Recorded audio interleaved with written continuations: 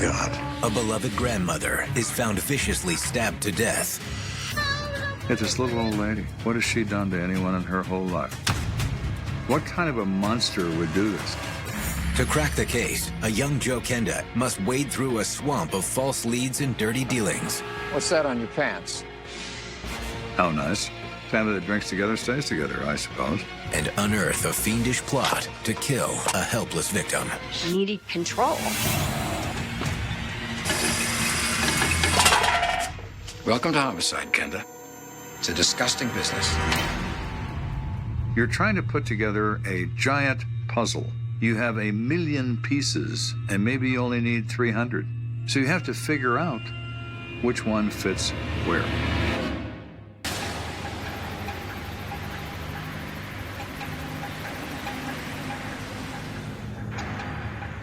This is 1979, and Charles Jackson is driving to his grandmother's house.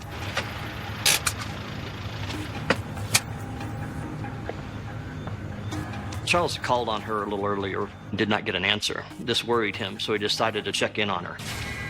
Grandma? It's Charlie. Grandma? Are you here? Grandma?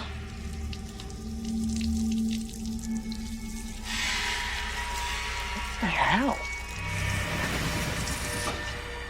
There are dishes in the sink, and there's a faucet dripping, both of which are very unlike her. Grandma?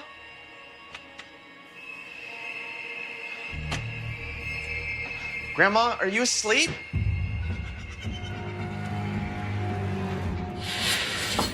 Are you here? And it's unspeakable. Oh my... Just a few miles away, rookie detective Joe Kenda is settling nicely into his new role with Colorado Springs PD. Nice job on that interro, Kenda.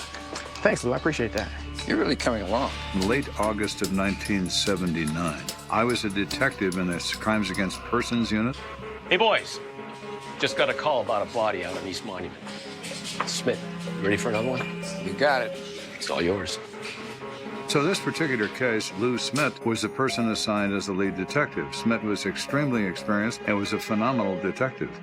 At that time, there were no teams, there was no organization like it turned into years later.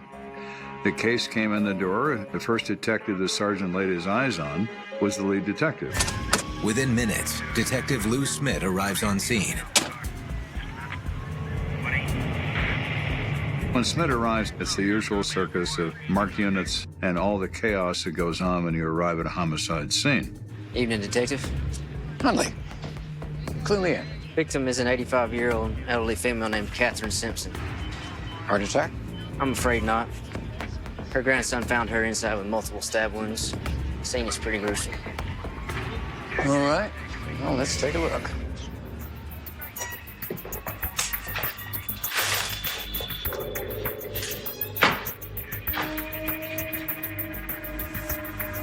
No sign of forced entry. None that I can tell.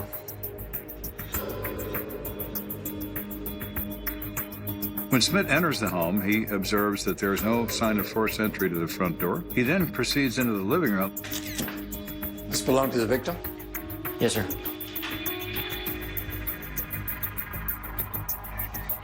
She's got over $50 here. The victim's purse does not appear disturbed, and the first deduction you might get out of that is this doesn't appear to be a robbery. What's this? There's a pair of women's underwear on the floor. This could just be misplaced, but let's make sure we bag that in case it plays into what happened. When he goes into that kitchen, he sees some dirty dishes in the sink. He also sees a blue apron on the floor that appears to be damaged slightly. Let's make sure we bag this as well. Yes, sir. Noticing underwear and a torn apron in the kitchen, you're starting to think this is possibly some kind of personal attack. Where's the body? It's in the bedroom. This way. My God. The victim had been stabbed multiple times, was laying on the bed. The likelihood of sexual assault is very great. Is that a yardstick? What the hell? She's only been dead a short period of time. Who did you say discovered the body? The victim's grandson. Oh, I think maybe I should probably speak with him. Not this way. She's been assaulted and murdered in her own home. What kind of a monster would do this? Just doesn't make sense.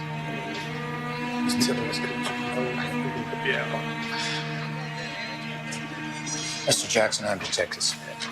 Hi. I'm very sorry for what happened to your grandmother. Charles is, of course, immensely distressed. He has seen what has happened to his grandmother. Can you tell me about your grandmother? Were you close with her? Yeah, we were really close. She basically raised my brother and I. He informed Smith that she's lived in Colorado Springs since 1920, and she's been in this particular house for over 20 years. She was 85 years old, but you couldn't tell.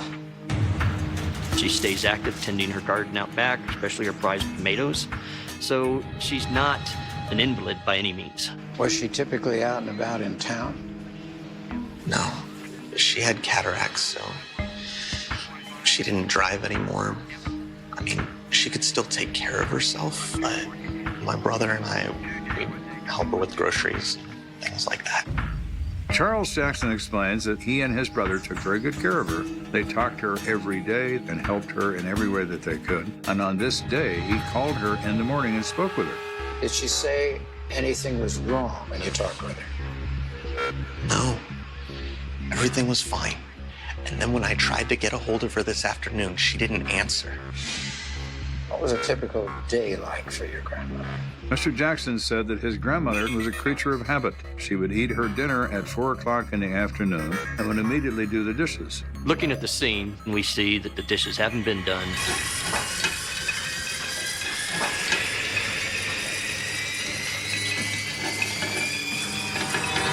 She was probably attacked while she was in the act of cleaning up, which would have been shortly after 4 o'clock that afternoon. It's shortly after 4 o'clock when she's in that kitchen, alive, and 7:30 she's in the bedroom dead.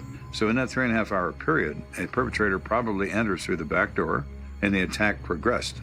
Thank you for your time, Charles. And I promise we're going to find who did this to your grandmother. Thank you. How you doing?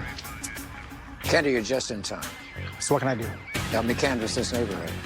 It's likely the suspect went in through the back of the house. We need to find out if someone saw or heard anything suspicious. That makes sense.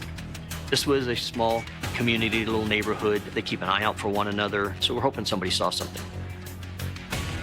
And we can start with that guy.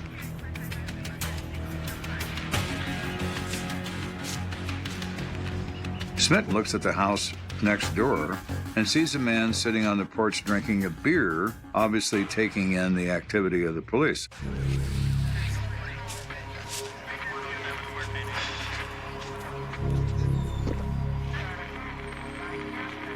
Evening, detectives. You live here? No. House sitting for my parents. They're out east on vacation. I'm Detective Smith. This is Detective Kenda. James DeCohen. What happened over there? Well, that's what we're trying to figure out. Did you happen to see any strange activity at Mrs. Simpson's house today? Nope. Can't say that I did. He says he remembers seeing Catherine Simpson in her backyard gardening, which he says is her habit, and he became sleepy and he went inside and took a nap. And he was awakened by the police activities. What time would you say you took that nap? Oh, about 3 o'clock or so. Sir, What's up, Dan? we got a call of a potential suspect in a park down the street. Okay. Thank you for your time, Mr. DeCohen. If you should happen to remember anything else you saw, you give us a call. Will do. When Smith talks to this guy, Smith gets that old feeling. Part of being a good detective is having kind of a seventh sense where you actually can start feeling whether this guy is actually telling you the truth when you talk to somebody or if there's something hinky about him. Detective Smith had that good sense. He didn't feel that this individual was really being honest or truthful. He was hiding something, but he had nothing to go on, so nothing to really follow up at that time. There's something about James DuCoin that just isn't quite right, and Smith makes a mental note of that. I'm gonna go check this out. Continue canvassing the area, will you? You got it. So Detective Smith responds to the neighborhood park where patrol officers are holding a underage 17-year-old male.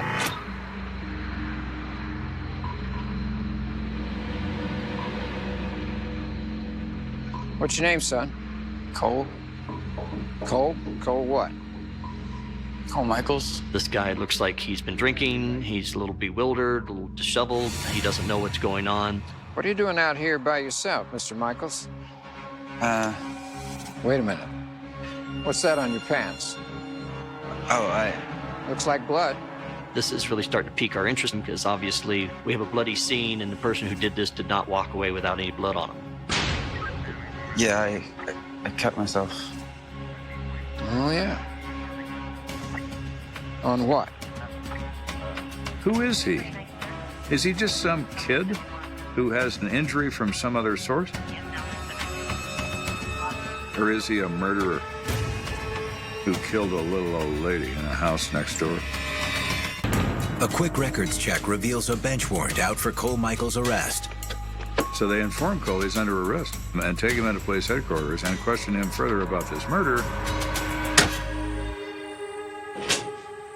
I gotta be honest. That looks pretty recent to me. I got it yesterday, I swear. I wouldn't. And looking at these two wounds, they appear fresh, and it's not unlikely that when you stab somebody, even with a pair of scissors, that you're not going to get some injuries. Okay, Cole. We want to ask you some more questions, but before we can do that, your mother has to arrive. So, right now, we're going to confiscate your clothing. Okay. Come with me.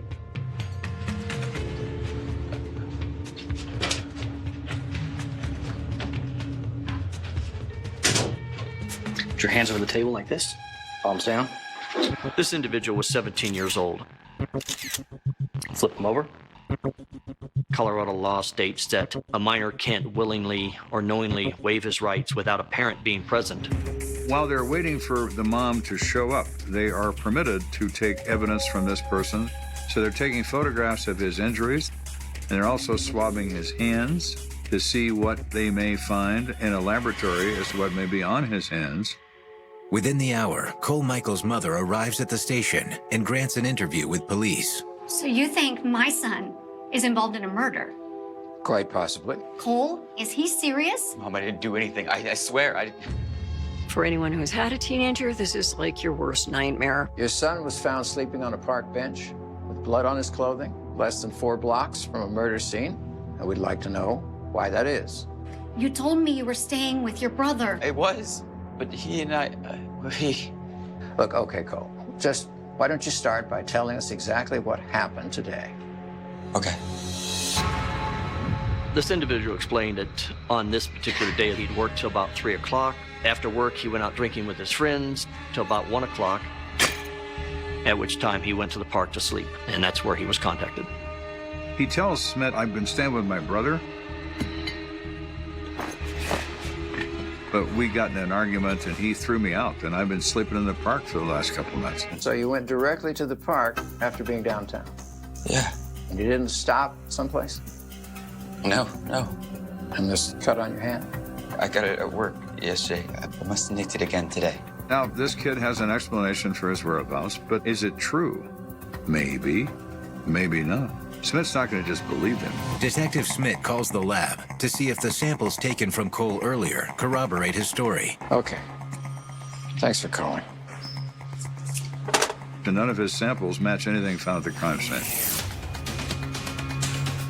So there is nothing to connect him to this offense other than proximity, which is not enough. With his first lead a bust, Detective Smith hopes the autopsy might turn up new evidence. Okay, Doc, what you got? Well, no surprises in terms of what killed our victim. Cause of death is from internal bleeding from multiple stab wounds to the chest. We did notice something interesting regarding evidence of a sexual assault. Oh, yeah? What's that? There isn't any. What? You're kidding. That seems very odd. If you're going to tear clothing and remove underwear, what is it that you're doing? That's not what we expected. We really expected to have some biological samples to indicate sexual assault. How often do you see clothing disturbed like that and no evidence of sexual assault? Hardly ever. So maybe his attempt was disturbed by something. That's very possible. This perpetrator may have had one thing in mind, and it got changed, and in a fit of rage, he kills her, and he runs. Thank you for this, Doc. You bet. Good luck. This elderly, frail, 85-year-old woman was murdered. We have no motive. Nothing's adding up yet. The autopsy results raise even more questions about this person. Who is this? What is this?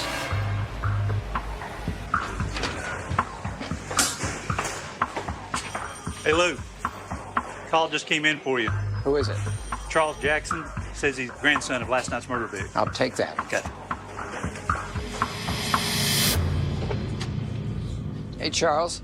Detective Smith. Hi, Detective. What's going on? So, I don't know if this is relevant or not, but my brother and I were going through my grandmother's finances, and we found something that's a little bit strange. Charles notices that she has not deposited any of her stock dividends or Social Security checks for the last 2 years. And this is a little unusual. 2 years? Any idea how much money that might be?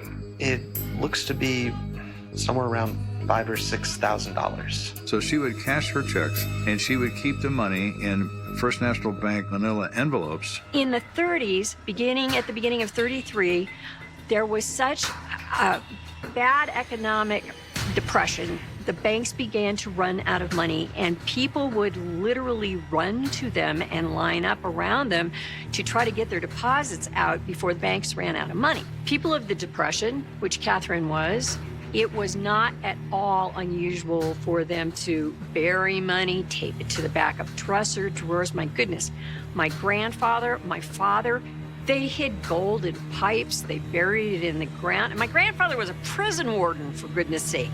Any idea where she might have kept it? Well, whenever I'd take her grocery shopping, she would usually go into her bedroom and get money out from under the dresser. Her dresser. So, how does a little old lady like that stuff cash way under there? It's actually kind of funny. She would use a yardstick. Smith almost dropped the phone. He'd been wondering all along why there's a yardstick on the bed. This is actually very helpful. Thank you. Knowing that she kept money under the dresser, we had to go back and examine, and we found out that it was gone. So why look in the purse? You've got $5,000 in cash, so you don't need to look in the purse. You need to run before somebody finds you.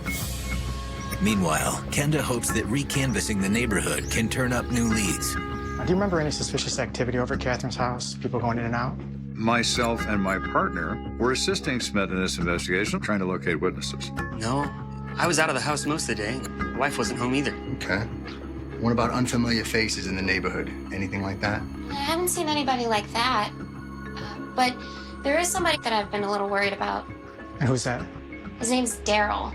A number of people in the neighborhood have had their houses broken into recently, and I think he's the one doing it. They identified this individual as a white male in his 40s, and what they really were concerned about is that he supposedly always carries a handgun. He definitely gives me the creeps. And do you know where Daryl lives? Yeah, it's just down the street, at the Blue House. Thank you for your help. Well, let's go see Daryl and see what value he may have in this case.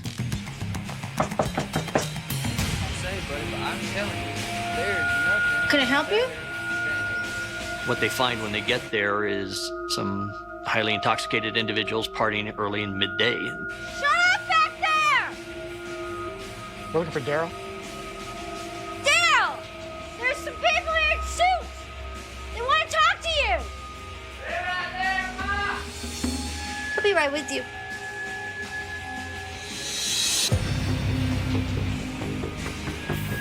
Morning, gentlemen.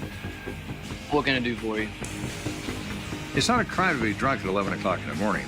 Could he be drinking that early because he's in celebration of $5,000 coming into his possession?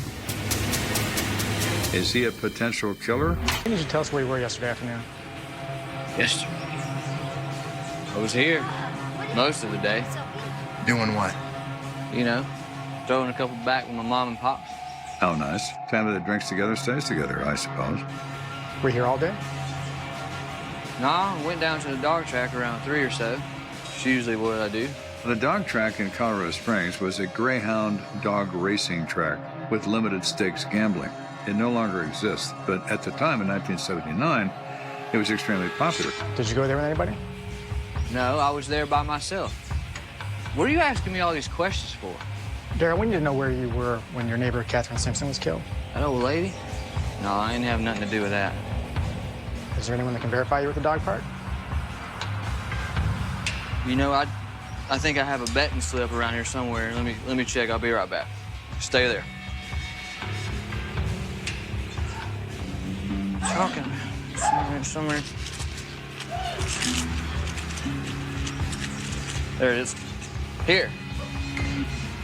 They show a timestamp for the day of the murder where he's gambling from 3 p.m. in the afternoon until they close at 9 o'clock that night. Happy? Thank you, Daryl. We appreciate it. Yeah. Hey, Mom! So Daryl is interesting, pathetic, a drunk, and maybe a burglar, but he's not a killer. He has no opportunity to commit this crime. With leads disappearing before his eyes, Smith joins the canvas in hopes of drumming up a new one. Excuse me. Is this about Catherine? Yes. Were you friendly with her? Oh, yeah. She was such a sweet old lady. I can't believe someone would do something like that to her. Did you see her yesterday? Yeah, in the morning. She says she saw her wearing curlers in her hair and working in her garden in the front yard, as is her custom in the morning. And then she goes to the backyard in the afternoon. Was she talking to anybody suspicious? Someone in the yard, maybe? No, not that I saw. What about in general? Any of these neighbors have any issues with Catherine? No, I can't imagine that anyone would have a problem with her. But I do remember she complained about a neighbor of hers. She did explain that Catherine complained to her numerous times, but the people who were living next to her were very weird. Weird. Especially the son. She had a bad feeling about the son. Do you know the name? I don't remember the parents' names, but the son was James DeCoin. This is the very same fellow that Smith had this awkward feeling about. The guy sitting on the porch drinking beer next door, James DeCoin. Did she say anything else about him? Not that I remember. Okay. Thank you. Sure. Ma'am.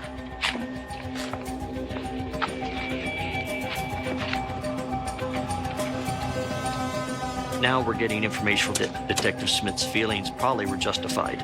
Something doesn't add up with this individual. It's time to go back and talk to him.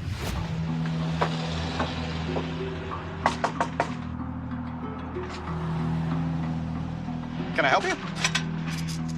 Detective Smith, CSPD? Yeah? Is James DeCoin here? No. I'm Colin, his brother. This is my wife, Lydia. Hi. Do you know where your brother is? No, we've been trying to figure that out ourselves. Colin says, we came over to clean the house before my parents returned from their vacation, but we find that it was already clean when we arrived. James is gone, and all of his stuff is gone. Any idea where he may have gone? No, I mean, he didn't leave a note or anything, and couldn't have went far. He's broke. Colin says he doesn't have a car, he doesn't have any money to call a cab, he doesn't have anything. Why are you looking for him anyway?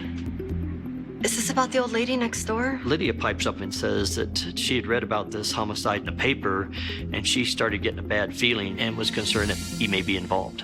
Why do you say that? Well, he's had some issues with the law before. In fact, he just got out of jail in Pueblo not too long ago. For what?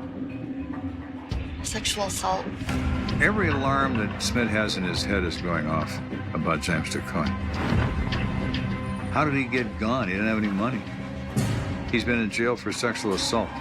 Mr. DeCoin is not just a person of interest now. He's a suspect. Last name is DeCoin, D-U-C-O-I-N.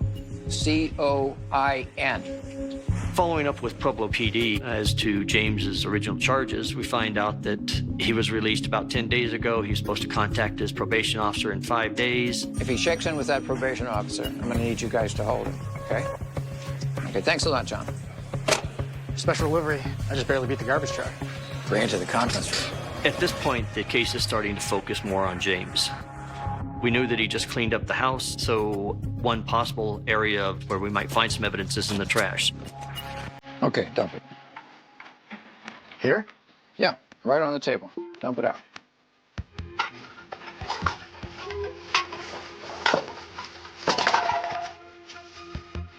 Oh, man. Welcome to Homicide, Kenda. It's a disgusting business. Get used to it. You dump the trash on the table, and you go through it one piece at a time. Not the glamorous part of the occupation. Garbage is like hieroglyphics. You can find out a lot of stuff in garbage. Gross. Criminals aren't very bright. They tend to throw things away that might incriminate them or demonstrate their involvement in a crime. What do you got there? It's an envelope. It looks like it's been burnt. What kind of envelope? The kind you get money from a bank in. Another one right here. Well, my. Now, what are you doing with those, Jimmy? So we sit down and reason that if he has no car, how does he leave the property? He calls a cab because now he has money. So we go to the cab companies in town. I'm not seeing anything in that area on the 29th. What about the 30th? Okay, here we go. I'm seeing a pickup on East Monument around 8:45 a.m. They find out that they did pick up an individual at the residence where James was living and took him over to the area of Garden of the Gods. That's got to be him. What's the exact address where he was dropped off? I'm actually not seeing one. It looks like he was just dropped off at the intersection of Garden of the Gods Road and Nevada Avenue. He could have been going anywhere. The frustrating part of that is that was mostly small retail shops, so it's like, okay, needle in a haystack here. Yeah, we could get a canvas started in the area. It's going to take some time, but I suppose we might as well. Thank you for your help. Sure thing. While Kenda and other investigators scour Garden of the Gods for a witness, Detective Smith locates another potentially helpful source. Lucy, thank you for agreeing to see me today. No problem. While we're doing the cab thing, Smith is trying to locate any known associates. When people run, they contact people they know. So Smith finds his ex-wife. After we got divorced, I basically cut off all contact. Why was that? He couldn't control his drinking. I put up with it for a while, but then he started getting pretty violent. She said, at one point he held me at knife point for 2 hours. Said he was going to cut my throat. Oh, that's nice. You know, anything else? It wasn't just the violence. He was also into some pretty weird stuff, sexually. What do you mean?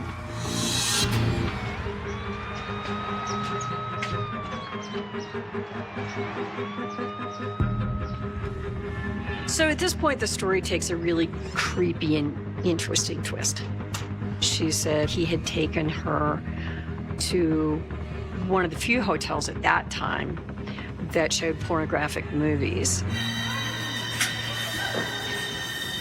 And he tied her to the bed for 2 hours while he attempted to masturbate with essentially no success. So, when that would happen, would he become violent? No, he would just get really frustrated. So how does all that fit together with our crime scene? Well, we have a woman forcibly disrobed and no evidence of sexual assault. The obvious conclusion is Mr. DuCoin is not capable of sexual assault. Even though he may have the desire, he doesn't have the ability. Did you go to that motel a lot? No, he wanted to go more often, but it just weirded me out. Do you remember the name of that motel? Yeah, it's the Pink Panther over on Nevada Avenue by Garden of the Gods. Well, isn't that interesting? The day after the murder, he's dropped within a block of the Pink Panther motel by a cab driver.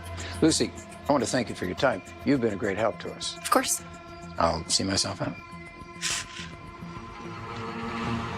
So Smith immediately gets in his car and heads for the Pink Panther, see if they have a record of James DuCoin getting a room. DuCoin? D-U-C-O-I-N? Nothing with the name DuCoin, but to be honest, I doubt he would have checked in under his real name. Most guys don't. What about a face? You recognize him? Oh, yeah, sure. I remember this guy. He was here a couple of nights this week. James had stayed there the 30th and the 31st. That would have been the day after the murder and the subsequent day after that. How'd he pay for his room? Cash. Did you happen to notice if he had a fair amount of cash on him? Oh, yeah, he had to have. I saw one of them call girls going in and out of his room a couple of times, and they ain't cheap. For a man who is broke, where did he get this money? We're thinking he got it from the little old lady that he murdered. Thank you for your time. I appreciate it. No problem. While the circumstances point to James DuCoin murdering Catherine Simpson, Smith would feel much more comfortable if he had some hard evidence to back it up. Hey, Lou. What's going on, Kenda? Got some news back from the lab. They examined those burned envelopes. Guess where they came from? First National Bank. The same bank that Catherine Simpson cashed her checks at. Well, I'll be damned. Let's go to the judge and get an arrest warrant. So now there's no doubt in our minds that James DuCoin is our killer. Now it's a matter of running him to ground. We're going to find him and arrest him for first-degree murder. But investigators quickly learn that might be easier said than done. In the course of hunting him down, we find a sister in California who says that she got a phone call from James DuCoin from a payphone in Florida. What does that mean to us? Mr. DuCoin has crossed a state line. But sadly, investigators fail to find James DuCoin, and the case goes cold. There are some cases that are so disgusting and so abhorrent and so violent that they don't ever go away. They just don't. And Catherine Simpson is one of those cases. It just bothered me to no end. Where are you?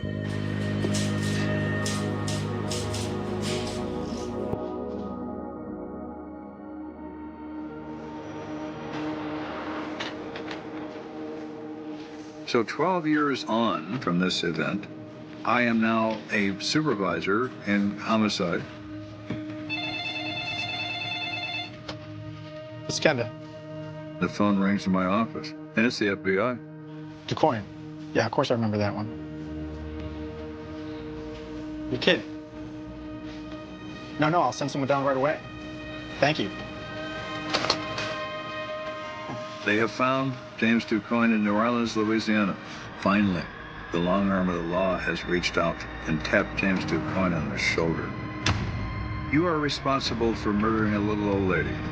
You thought we forgot, but we don't forget, and we don't forgive.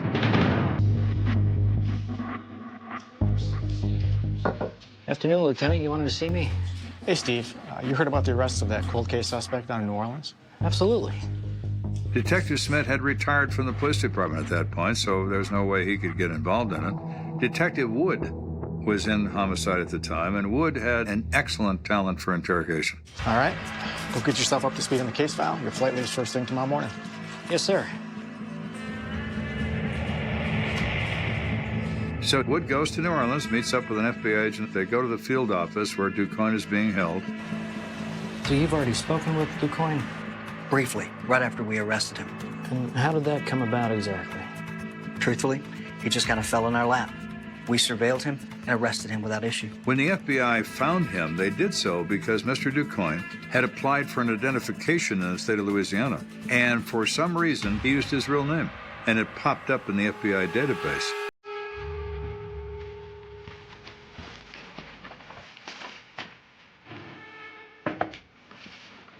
Mr. DuCoin, I'm Agent York. This is Detective Wood.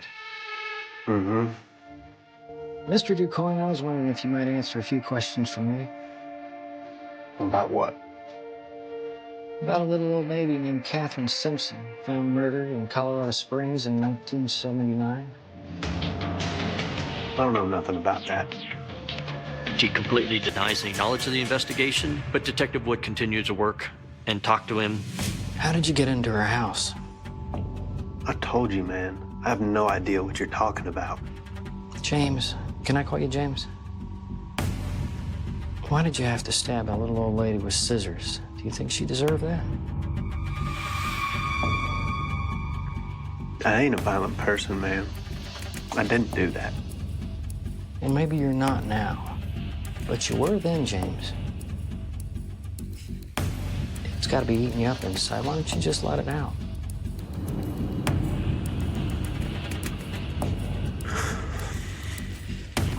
All right. The hell with it. Wood gets to him. It takes him a while, but he gets to it. You got a cigarette?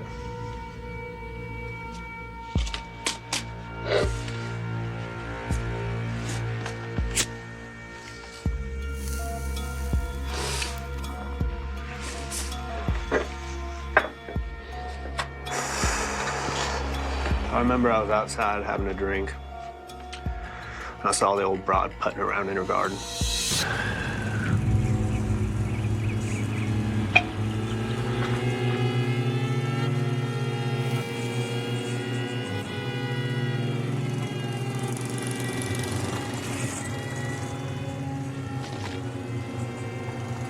And he thinks, a little old lady like that probably has money squirreled away in her house. James DuCoin doesn't have 10 cents. Later that day, I saw that her back door was open. I saw that as my opportunity.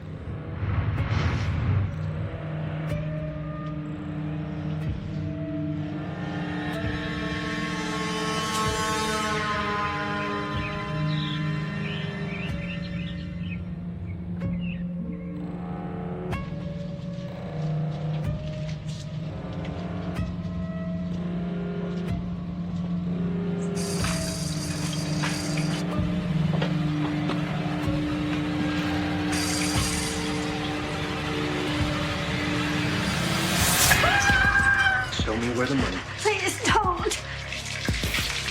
And where's the money? Please don't. I got some in here. Please don't hurt me. Oh. He says she doesn't resist him. She takes him into the bedroom.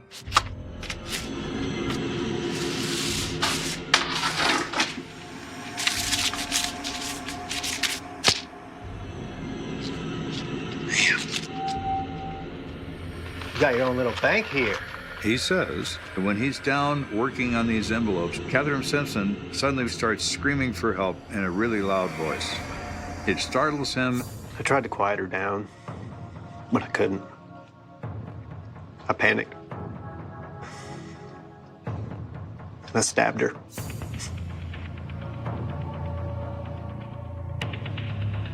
Okay, James. I appreciate your honesty, but I don't feel like you're telling the whole story there. Well, that's all that I remember. If you look at his story, it's full of holes. It doesn't fit the evidence at the scene. When investigators found Catherine's body, her skirt was hiked up and her underwear on the floor. Did you try to sexually assault Catherine? No. No way. James, that doesn't sound all that believable to me. Well, I don't care what you think. That's what happened, all right? He confesses to this crime. Is he willing to tell Wood everything? No. Criminals are very odd in that regard. They will find certain things that they won't admit to, certain things they don't want you to know, certain things that embarrasses them. Where did you go after you killed her? Back to my parents. Took a bath, fell asleep, woke up to all the sirens. Do you remember talking to a Detective Smith? I do. He says Smith freaked him out.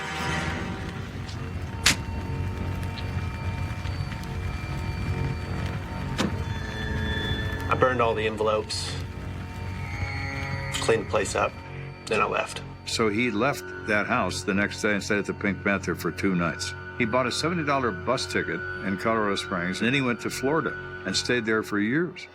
I eventually made my way to New Orleans under a fake name. So what made you apply for a license under your real name? I was just tired, you know. He said he stayed away from people, and he got very lonely, and he was distressed at having to lie about who he was. I couldn't take it anymore. There are some people, they won't admit it to you, but they want to be punished. They know what they did was a horrible thing, and their guilt eats away at them an inch at a time. Although Ducoin's confession leaves much to be desired, he is formally charged with first-degree murder. James Ducoin pled guilty to first-degree. The night the desert swallowed the truth, nobody noticed the silence shift. It was September 1997, a dry Nevada dusk, the kind that left the horizon bleeding orange before collapsing into a cold, hollow dark. Travelers on Highway 50, the so-called loneliest road in America, said they saw nothing unusual, just dust spirals, burned-out gas stations, and an occasional truck groaning under the weight of its own headlights.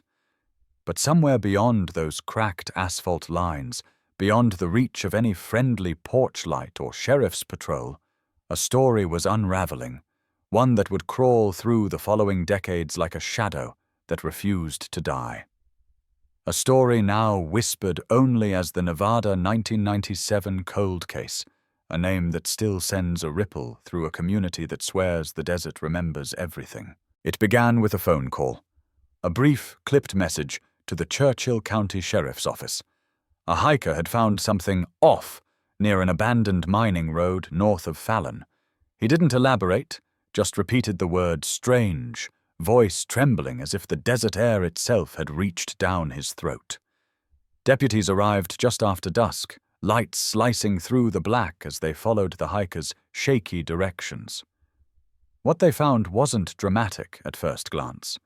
A patch of disturbed soil, a scattering of torn fabric, a metal pendant half buried like it was trying to disappear. But there was something else. The atmosphere, thick and restless, as though the earth held its breath. One deputy later said it felt wrong in the way only the desert knows wrong, like an omen pressed into the ground. When the excavation team arrived the next morning, sunlight didn't make the scene any gentler. The soil was loose, recently shifted, like someone had tried to rebury something they'd once unearthed. And at just 3 feet down, they hit it. Human remains, small-framed, fragile, long decayed. The skeleton curled toward itself, as though trying to escape whatever had brought it there. No clothing intact, no wallet, no ID, only the pendant, a silver circle etched with a rising sun. A symbol nobody on the team recognized, but one that would later stir conversations the community had burrowed deep to forget. News moved fast in small towns. By noon, Fallon buzzed with rumors: murder, ritual, runaway, revenge. The cold case began forming its shape before authorities even confirmed it. Parents clutched their children closer, shopkeepers whispered behind counters, and the local diner, usually clattering with weekend chatter, fell into uneasy quiet. Everyone waited for the sheriff's department to identify the victim, but days passed with no answers. Dental records matched nothing in the county. No missing persons report fit the timeline. No one had come forward to claim the dead. It was as if the desert had manufactured a human tragedy with no origin. Detectives combed the area for clues. Tire impressions, blurred. Footprints, destroyed by wind. The desert had erased everything except the bones and the pendant. They followed half-formed theories, imagining everything from transient drifters to cartel activity to a runaway who met the wrong stranger at the wrong moment. But none of it held. The evidence was too thin, the timeline too uncertain, the pendant too strange, too deliberate, too personal. The hiker who'd found the site was questioned repeatedly. He swore he stumbled upon it by accident, said he saw a glint of metal in the dirt, and felt a wave of dread roll through him. Detectives noted the tremor in his hands, the way his eyes darted to the corners of the interrogation room. But he had no ties to any known cases, no criminal record, and no reason to bury a secret in the desert, only to report it later. Still, people talked. They always talk. And in a town with more sagebrush than streetlights, suspicion spreads faster than wildfire. The media arrived within days, their vans pulling up like sharks circling a wounded animal. Headlines blared across Nevada. Unidentified body found near abandoned mine. Mysterious remains spark fear in rural county. Local cold case leaves investigators stumped. Reporters asked questions that made residents flinch. Was there a killer still out there? Was this part of a pattern? Why had nobody seen or heard anything for what could have been years? Cameras captured tight-lipped deputies, guarded families, and an eerie stretch of desert that now felt less like a backdrop and more like a witness refusing to speak. Pressure mounted. Detectives from Reno were brought in. They re-examined every missing persons file from the 90s, every recorded hitchhiker sighting, every rumor of arguments in bars or abandoned cars spotted on remote turnouts. The investigation spiraled outward, but found nothing to grip. No confirmed crime scene, no weapon, no suspects, no timeline. Only a skeleton and a pendant.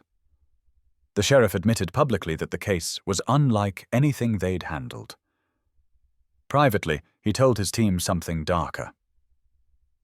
If the desert buried this once, maybe it was meant to stay buried. But cold cases do not rest quietly. They echo. The pendant became the heart of the mystery. Experts examined it, calling it handmade, possibly local, crafted with unusual precision. The rising sun engraving didn't match any known family crest or organization. Some speculated it was symbolic. Others said it could be a gift or a keepsake. A few whispered it looked ceremonial. Investigators hunted for the artist. No luck. Jewelers in Fallon, Carson City, Reno, Elko. Nobody recognized the work. One elderly silversmith examined it, squinting through thick lenses, and muttered, "Whoever made this didn't want to be found." Years passed. Evidence degraded. Witnesses moved away or forgot. Files thickened with dust. The Nevada 1997 cold case became a story. Parents told their children when warning them not to wander too far into the desert. And yet, something in the atmosphere remained unsettled, like a current running under the ground. Locals claimed they felt watched when crossing the area near the old mining road. Drivers reported engine stalls on that stretch of highway. Some swore they heard footsteps in the sagebrush when no one else was around. Small-town superstition, maybe. Or the leftover tension of a truth not yet uncovered. In 2004, the sheriff's office received an anonymous letter. Neat handwriting, no return address, postmarked from within Nevada. It contained only one sentence. "You found the wrong grave." Investigators rushed to trace the letter. Nothing. The envelope held no prints. The paper was generic. The handwriting didn't match any known suspect or witness. But the line shook the department to its core. Wrong grave? Did that mean there were others? Or that the body they'd found wasn't the true target? And if so, who was? The case briefly reignited. Search teams scanned the surrounding desert for more burial sites, but found none. Cadaver dogs were brought in. No alerts. Ground-penetrating radar swept wide arcs across the terrain. No anomalies. The desert stayed perfectly, defiantly silent. The letter was filed away as a taunt, a distraction, maybe even a cruel joke from someone trying to stir up old fear. But detectives who'd worked the original scene insisted it felt deliberate, purposeful, a message from someone with more knowledge than they dared to admit. The community absorbed the shock and returned to its uneasy routine. The story sank back beneath layers of time, but never fully disappeared. Whenever a Nevada cold case was mentioned on the news, someone in Fallon would murmur, "What about the 1997 one? The Mine Road one?" The pendant stayed locked in evidence, a mute witness. And every so often, a deputy would stop by the dusty case file, flipping pages as though expecting one of them to suddenly reveal an answer. None ever did. Then came the storm, the one that changed everything. Near the end of 2019, long after the desert had convinced itself the past was settled, a violent rainstorm pummeled Churchill County, flooding roads and carving fresh wounds into the earth. The abandoned mining area, untouched for over 2 decades, suffered heavy erosion. Locals said the ground seemed to peel back like old skin. And when the storm passed, when the sun rose over a landscape rearranged by wind and water, a rancher found something half exposed near the same stretch of road where the skeleton was uncovered in 1997. Something metallic, something unmistakably familiar. The sheriff's department was notified. Deputies arrived with a strange sense of dread, as if re-entering a nightmare they thought they'd outgrown. When they brushed away the mud and sand, they froze. Another pendant. Identical engraving. Same handmade silver circle, same rising sun. But this one wasn't buried with a body. It lay alone, as if placed or dropped by someone who'd walked that ground recently. And that single discovery cracked open the case the way lightning splits a night sky. Investigators knew instantly that the desert had been holding more than bones. It had been holding a story, long buried, waiting for the right storm to force it to the surface. The Nevada 1997 cold case was no longer a relic. It was awake, and the community once again felt the tremor of fear rolling under their feet. The morning after the storm, Fallon felt like a town waking up under interrogation. Streets still slick with desert mud, power lines humming with leftover tension, the sky a bruised gray that pressed low against the rooftops. People stepped outside their homes with that uneasy awareness that something had shifted while they slept. The radio buzzed with weather updates, but the real storm had already begun. Quiet, invisible, crawling through conversations like a rumor looking for a host. News of the second pendant spread faster than the floodwater. By noon, you could hear it everywhere, in the diner, in the feed store, in the tight voices of locals who remembered the first discovery too well. The Nevada 1997 cold case was alive again, and this time the desert wasn't the only thing trembling.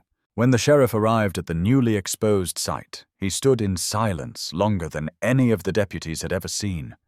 The pendant rested on a patch of fresh erosion, glinting beneath a film of wet sand. Not buried, not hidden, just lying there like it had been waiting for someone to notice. He crouched, fingertips brushing the surface, and felt the same cold jolt he'd felt 22 years earlier. Same shape, same weight, same symbol. Another rising sun, etched with the confidence of someone who believed the meaning mattered more than the maker. The deputies spread out, scanning the area for footprints, tire tracks, any sign that someone had returned to the scene recently.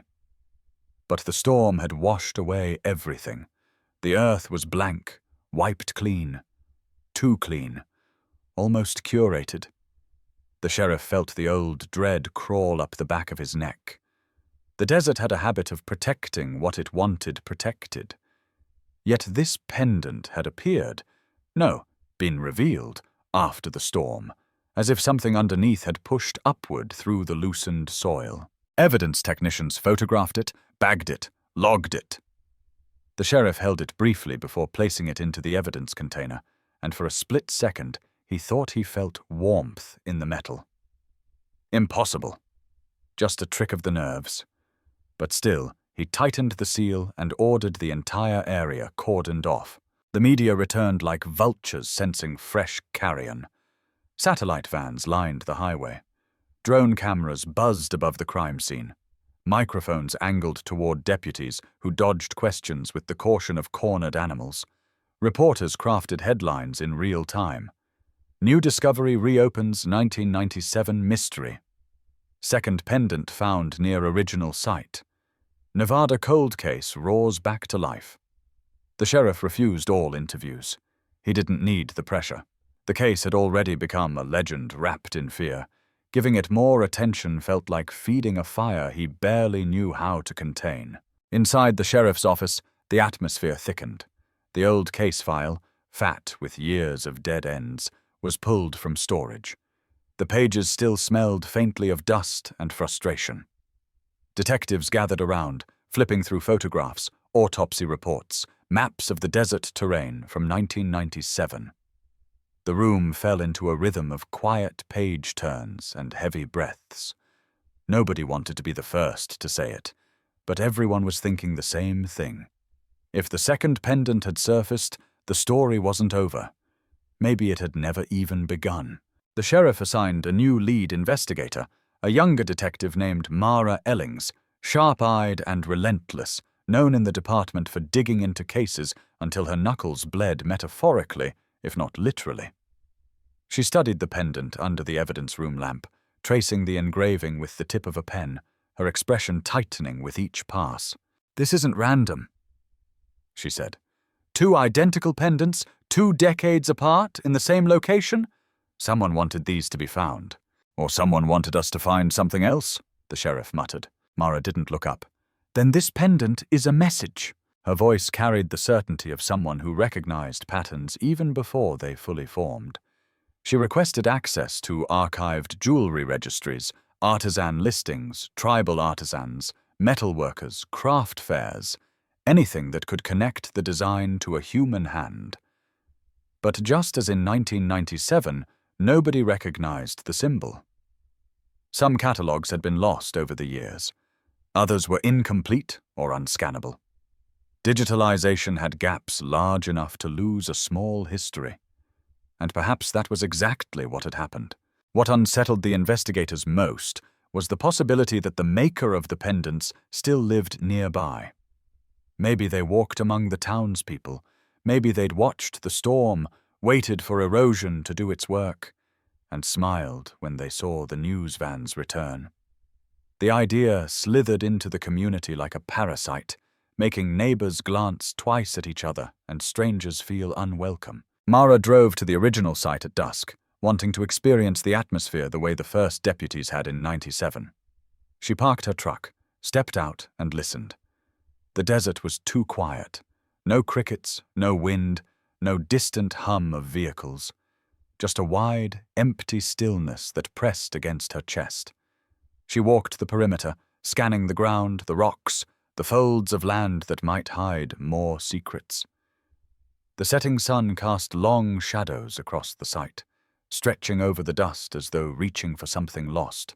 She paused near the spot where the remains had been found, imagining the scene as it had been decades earlier. The disturbed soil, the curled skeleton, the pendant resting like a silent witness. She crouched and touched the earth. It felt cold, unnaturally cold for a desert evening. She stood up slowly, eyes narrowing. Something in this landscape wasn't right. It wasn't just a burial site.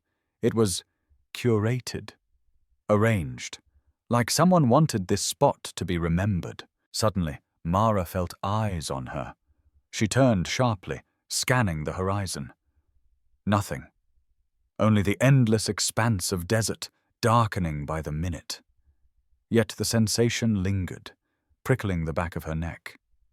She stayed until the last sliver of daylight vanished, then returned to her truck with a growing certainty that the cold case was not just unsolved. It was active in ways they didn't yet understand. Back in town, locals reported strange sightings after the storm. Lights in the desert late at night. A figure seen walking along the mining road at dawn. Footprints discovered near a cattle fence, but disappearing abruptly into open terrain. A ranch hand swore he heard digging sounds in the early morning hours, rhythmic, determined, then abruptly stopping when he approached. Authorities investigated each report, but found nothing. No tracks, no tools, no intruder. Only the echo of fear. The anonymous letter from 2004 resurfaced in conversation. "You found the wrong grave." People wondered now if the new pendant was connected to that cryptic message. Was the letter writer still out there, leaving clues in the open, or warning them to stay away? The sheriff reread the letter late at night, the words scratching at something deep in his memory. Wrong grave, wrong burial, wrong victim? Or maybe wrong interpretation. Mara requested that the original remains be re-examined with modern forensic technology. The sheriff agreed. The bones were transported to Reno, where specialists began the painstaking work of extracting data from what time had nearly erased. Advanced DNA profiling, isotope analysis, microfracture evaluation, tests that didn't exist or weren't widely used in 1990s. Weeks would pass before results came in. But the sheriff felt a strange pull in his gut, like answers were about to surface in ways none of them were prepared for. Meanwhile, Mara interviewed anyone who had been present during the original investigation. Retired deputies, search volunteers, even the hiker who'd made the first discovery, now living in a small apartment in Carson City. His hair had grayed, his posture slumped, but his eyes held the same haunted look captured in old interrogation notes. When he opened the door and saw Mara's badge, he sighed, already knowing why she was there. "It's back, isn't it?" he murmured. Mara didn't answer directly. "You reported the first pendant. Did you know anything else back then? Anything you forgot to mention?" He rubbed his hands together, skin thin and trembling. "I didn't forget. I left something out." Mara leaned forward, heart thudding. "What did you leave out?" The man's voice wavered. "I wasn't alone out there.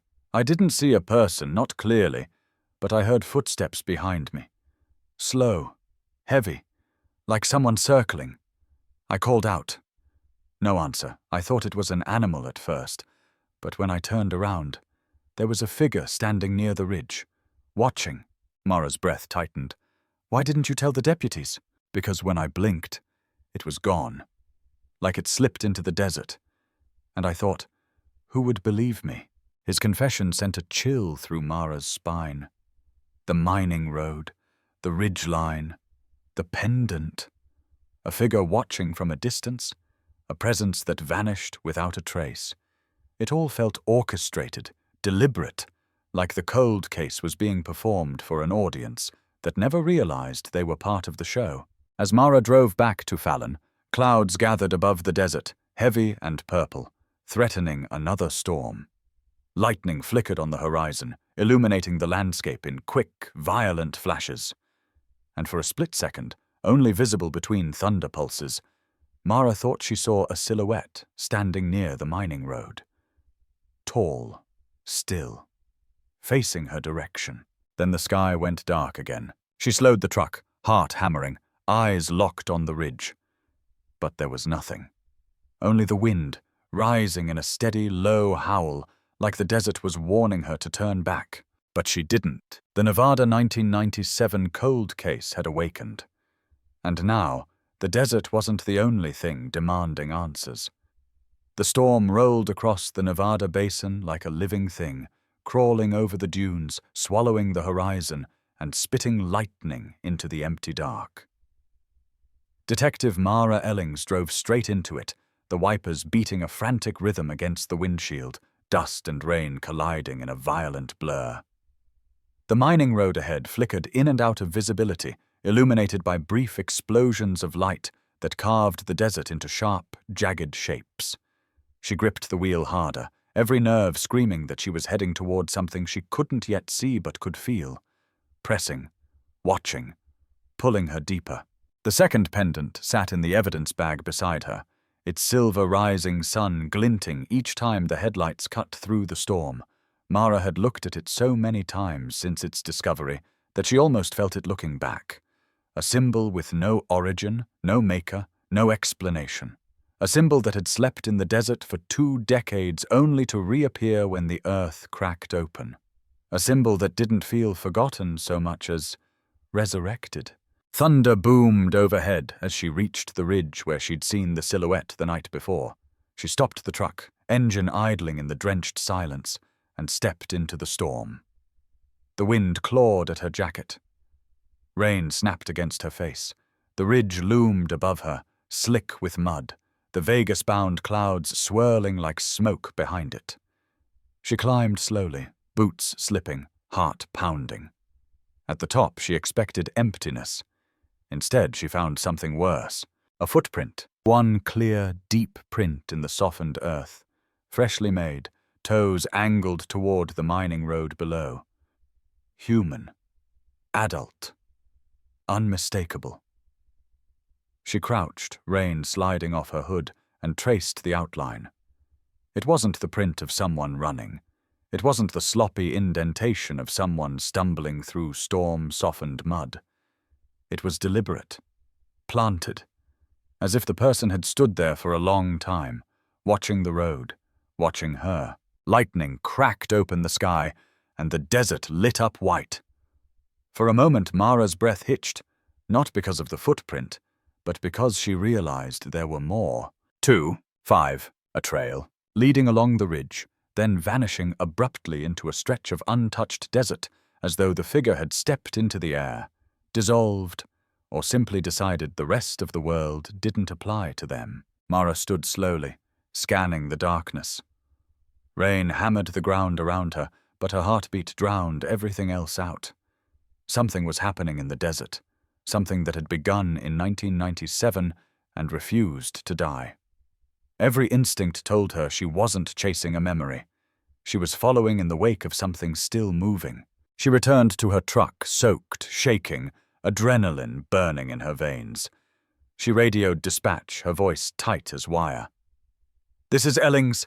I have fresh footprints at the old mine road ridge. Repeat, there's someone on site. Send backup." Static responded first, then an operator. "Copy that, Detective. Units en route. Estimated arrival 30 minutes. 30 minutes. An eternity." She sat inside the truck, headlights casting long, trembling cones across the dirt. The storm eased slightly, rain turning into a soft hiss against the windshield. She stared through it, the world blurred like a smeared painting, until something shifted in the far distance. A movement. A flicker. A figure? Her pulse jumped.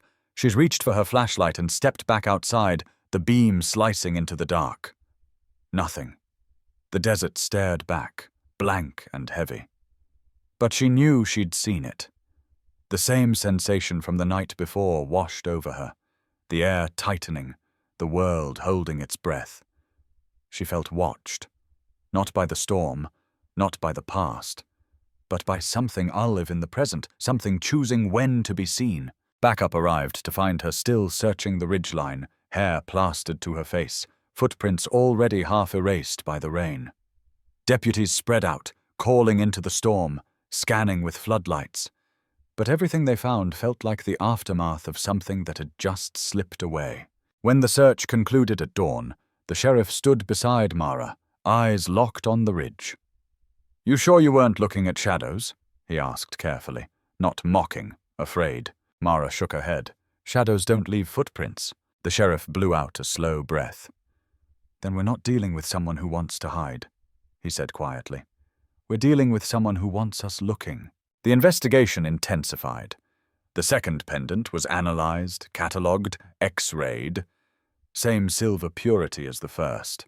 Same tool marks, same craftsmanship. As if forged by the same hand, the same mind, the same purpose. But tracking the maker again yielded nothing. No registered silversmith in Nevada matched the style. No documented arts collective used rising sun symbology. No craft fair records from the 90s showed anything relevant. Everywhere Mara looked, she hit a wall that had been carefully, intentionally built. 3 days later, Reno called with results from the re-examination of the original remains. Mara and the sheriff drove up in silence, tension thick enough to suffocate. A forensic specialist greeted them, her face serious. "We got a partial DNA profile," she said. "The bone degradation made it difficult, but modern techniques gave us enough for a familial search." Mara leaned in. "Did you get a match?" The specialist hesitated. "Not a direct one, but we found consistent markers with a lineage." "Meaning?" The specialist lowered her voice. "Meaning the victim wasn't from Fallon. Their biological markers trace back to a region of Northern California. Rural. Isolated. Small population. The genetic signature suggests the person came from a family line that kept to itself, possibly for generations." The sheriff frowned. "Are we talking about an off-grid commune? Or something like it?" The word hung in the air like a ghost from a sealed chapter of the past. A commune. A cult. A hidden group. Something that lived on the outskirts of society, invisible except for the shadows it left behind. Mara's mind raced. A handmade pendant, a unique symbol, a closed community, a body buried far from home, a letter claiming they found the wrong grave, and now footprints at the site, as if someone from that same lineage had returned. The specialist continued, "There's more. The bone analysis shows microfractures consistent with prolonged stress. Not blunt trauma, systemic stress. Malnutrition, repetitive constraint, possibly ritualized physical strain." Mara's stomach tightened, meaning the victim was abused, meaning the victim lived under strict, possibly extreme conditions. The sheriff muttered a curse. "So we're dealing with a group, not an individual." Mara shook her head. A group that didn't want the world to know they existed. Reno couldn't provide names, just probabilities. But probabilities were enough to ignite the investigation into a new direction. That night, Mara returned to Fallon with an ache in her chest. She drove to the mining road again, not because she expected answers, but because she felt the case pulling her there like a magnet. The sun had set, leaving the desert in a deep, bruised blue. She parked, turned off the engine, and stepped out into the quiet. The air was too still, no wind, no insects, no distant rumble of trucks on the highway, just silence. She walked toward the ridge, flashlight ready, the world shrinking to the narrow beam ahead of her. Dust shifted softly under her boots. The night pressed around her. Then she saw it. Not a footprint, not a figure, something lying on the ground. She knelt slowly. It was a piece of cloth. Dark, weathered, torn at the edges. She lifted it, still damp from the storm, and realized it was handmade. Hand-stitched. The pattern woven with threads dyed in a deep, rusty red. She recognized it instantly, not from evidence files, but from photos taken of the victim's burial site in 1997. Fragments of fabric, long decayed then. Fresh now. Her breath caught. Someone had left this, recently, deliberately. The desert felt suddenly alive around her, humming with a low vibration she felt in her teeth. She stood, turning slowly, scanning the horizon. The darkness stared back, vast and unbroken. Then, footsteps, behind her, soft, measured, not approaching, waiting. She spun around, flashlight slicing the night. But there was nothing. Only the fabric in her shaking hand, and the echo of those steps hanging in the air like a threat. She stumbled back to her truck, heart pounding, locking the doors as she gasped for breath. Something was out there, something that knew she was looking, something that wasn't finished. The Nevada 1997 cold case wasn't just awake, it was watching her. The night after Mara found the torn cloth, Fallon became a town holding its breath. People locked their doors earlier, left porch lights burning longer, and spoke in low, clipped whispers that carried the tension of a community remembering every unsolved disappearance, every strange rumor, every warning their grandparents once gave about the desert swallowing secrets whole. Something was shifting, something old, something patient, something that had waited 22 years to surface. Mara barely slept. The cloth lay sealed in an evidence bag on her desk, its hand-dyed fibers a reminder that the victim in the 1997 grave had not been alone in their suffering. Someone else had lived in that same world of rigid stitches and ritual symbols. Someone who had returned. Someone who was either leaving clues or leaving warnings. Before dawn, she drove to the sheriff's office, a bitter coffee in her hand, the rising sun barely bleeding over the horizon like a half-forgotten memory of warmth. She found the sheriff in the operations room, staring at the bulletin board where photos from 1997 had been rearranged into a new pattern. Pendant, burial site, second pendant, footprints, cloth. The timeline looked less like a sequence of events and more like a message struggling to be read. "We have someone active in the area," Mara said, voice raw. "They were on the ridge the night I saw the silhouette. They were there again yesterday. They're circling the site." The sheriff didn't look away from the board. "People don't circle a grave unless they have a reason." Mara folded her arms. "I think they're tied to whatever group the victim belonged to. Cult, commune, closed family, it doesn't matter yet. What matters is they know this land better than we do. The sheriff finally turned, his eyes narrowing. Or they know we're close to something we weren't supposed to find. He handed her a file. Unsolved disappearances from 96 to 99. Nevada, California border towns. See if anything lines up. Mara took the file, already feeling the heat of the case flare again. She sat in the quiet archives room, flipping page after page. Missing girls. Vanished hitchhikers. Runaway teens whose trails dissolved into empty highway. A handful of drifters who simply stopped appearing in truck stop logs. Each case a whisper of potential relevance. Each name an echo of fear. One stood out. A young woman reported missing in 1997, Northern California. No criminal ties, no reason to disappear. She'd been spotted once, just once, by a trucker who said she was traveling with strange people who didn't talk much. He remembered a symbol on one of their bags. A rising sun. Mara's pulse spiked. She dug deeper.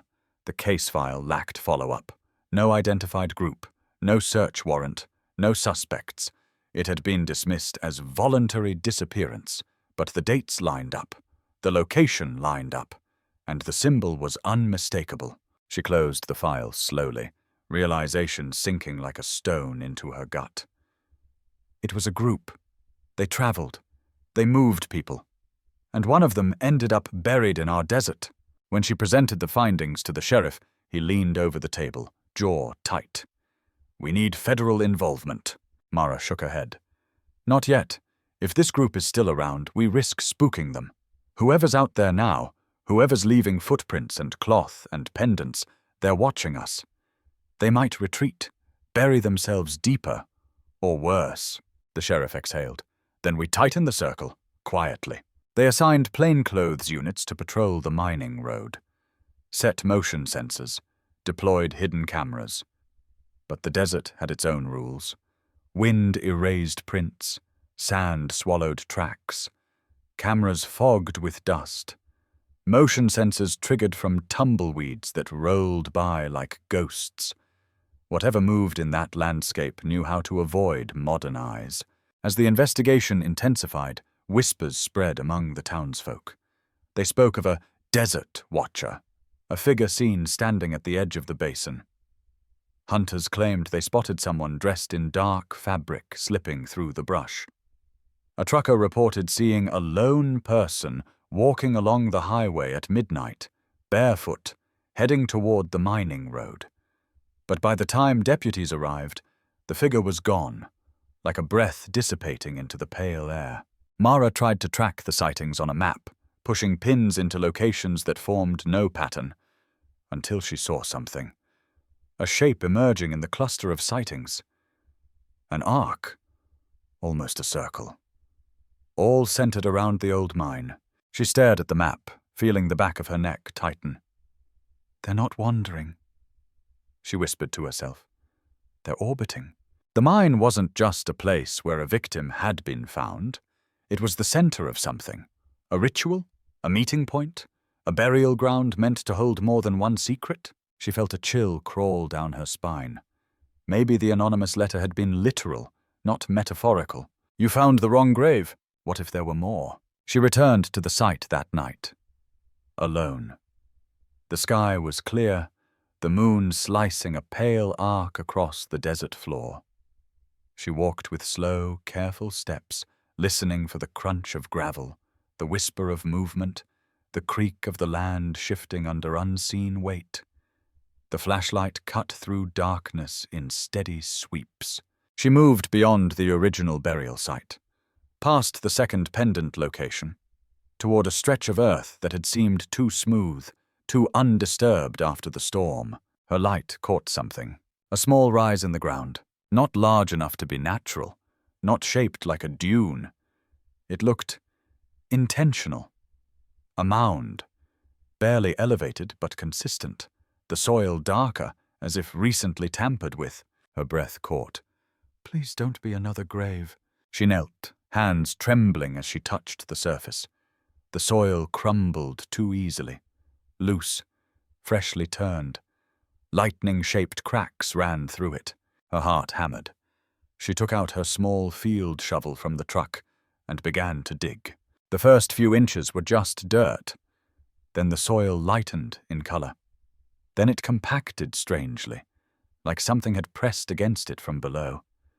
Then, a sound, a soft, shifting crunch. Behind her, she froze. The desert went still. Her pulse roared in her ears. She didn't turn at first. She kept her breathing quiet, shallow, listening. The sound came again. Closer. A footstep. Slow, careful, deliberate. Someone was standing behind her, watching her dig, watching her uncover something she wasn't supposed to. She closed her hand around her flashlight, then spun, swinging the beam upward. The light hit empty desert. Nothing there. No figure. No shadow. No footprints. Only the wind beginning to rise, brushing sand across her boots. She swallowed hard, blood icy under her skin. Her mind raced. She had heard footsteps. Soft. Human. But whoever, or whatever, made them left no trace. Her flashlight trembled. "If someone's here," she called out, "identify yourself!" The desert swallowed her words. She turned back toward the mound and froze. There, on top of the soil she had disturbed, where nothing had been minutes earlier, was another symbol, drawn into the dirt, a rising sun. Her throat tightened. Her skin prickled. She staggered back, heart thundering in panic. Someone had approached the mound while her back was turned, silently enough to avoid detection, and left the symbol as a message, or a warning. Her radio crackled suddenly, making her jump. The sheriff's voice came through. "Mara? You on site? We're getting motion sensor hits near your location." Her voice shook. "Sheriff, someone was just here." "Do you have eyes on them?" "No, they're gone," the sheriff cursed. "Stay put. We're sending units." But Mara wasn't listening anymore. Her gaze was fixed on the symbol in the dirt. A rising sun, hand-drawn, fresh, still crisp around the edges. And next to it, barely visible in the moonlight, was a fingerprint left in the soil. She bent slowly, her breath fogging, examining the shallow indentation. Larger than hers. Wider, not rushed, placed deliberately, as if the person who left it wanted her to know they had been close enough to touch her. Close enough to stop her. Close enough to reclaim the grave she was about to uncover. A shiver shot through her spine. She stood, backing away slowly, eyes scanning the darkness. The desert no longer felt empty. It felt inhabited, alive, listening. And somewhere out there, in the endless black, someone watched her retreat with a patience forged in silence and years of hiding. Someone who had returned not to bury the truth, but to protect it. The fingerprint in the dirt stayed in Mara's mind long after she left the mining road that night, long after deputies swept the area and reported nothing but silence and shifting shadows. She returned home close to dawn, exhausted to the bone, yet too tense to sleep. Every time she closed her eyes, she felt the phantom weight of someone standing behind her, the breathless stillness of the desert pressing against her neck, the certainty that the symbol in the soil had not been drawn in haste. It had been drawn with intention, and intention meant connection. By mid-morning, Fallon buzzed with fresh unease. Deputies whispered about the symbol. Locals avoided the mining road. Even the sheriff moved with a haunted stiffness, like a man who had begun to suspect the past he buried was clawing its way to the surface. Mara gathered the forensics reports, the cloth, the photos of the new symbol, and spread them across the conference table like a deck of cursed cards. The sheriff entered quietly. "You look like you haven't closed your eyes in a week." Mara didn't look up. "I haven't closed them without seeing someone standing over me." He sighed, but didn't argue. "What do you think the symbol means?" "That they were there," she said, "within arm's reach, and that they wanted me to know it." She paused, tapping the photograph. "This wasn't intimidation. It wasn't random. It was a mark. A ritual sign, maybe. Someone from their group wanting to show me I'm digging in the right place, or the wrong one." The sheriff sat, leaning forward. "This group, this commune, or whatever it was, they operated in the shadows. No paper trail, no records of their symbol. And if one of them is alive and active out there, We need to figure out what they're protecting. Mara nodded. Or who. She pinned a new map to the wall, a broader one, stretching through Northern California and Nevada, marking sightings, disappearances, and rumored cult activity from the 80s and 90s. She circled Fallon, circled the desert basin, circled a cluster of towns near the California border where disappearances overlapped. The pattern was faint, vague, nearly lost to time, but Mara could see it. A migration, a group moving across rural land in slow, deliberate cycles, never staying long, never leaving a trace except for rumors and one dead body buried in Nevada. The sheriff followed her gaze. They're nomadic, maybe by necessity. Mara murmured. Maybe by doctrine. A deputy knocked. Detective Ellings, there's someone here asking for you.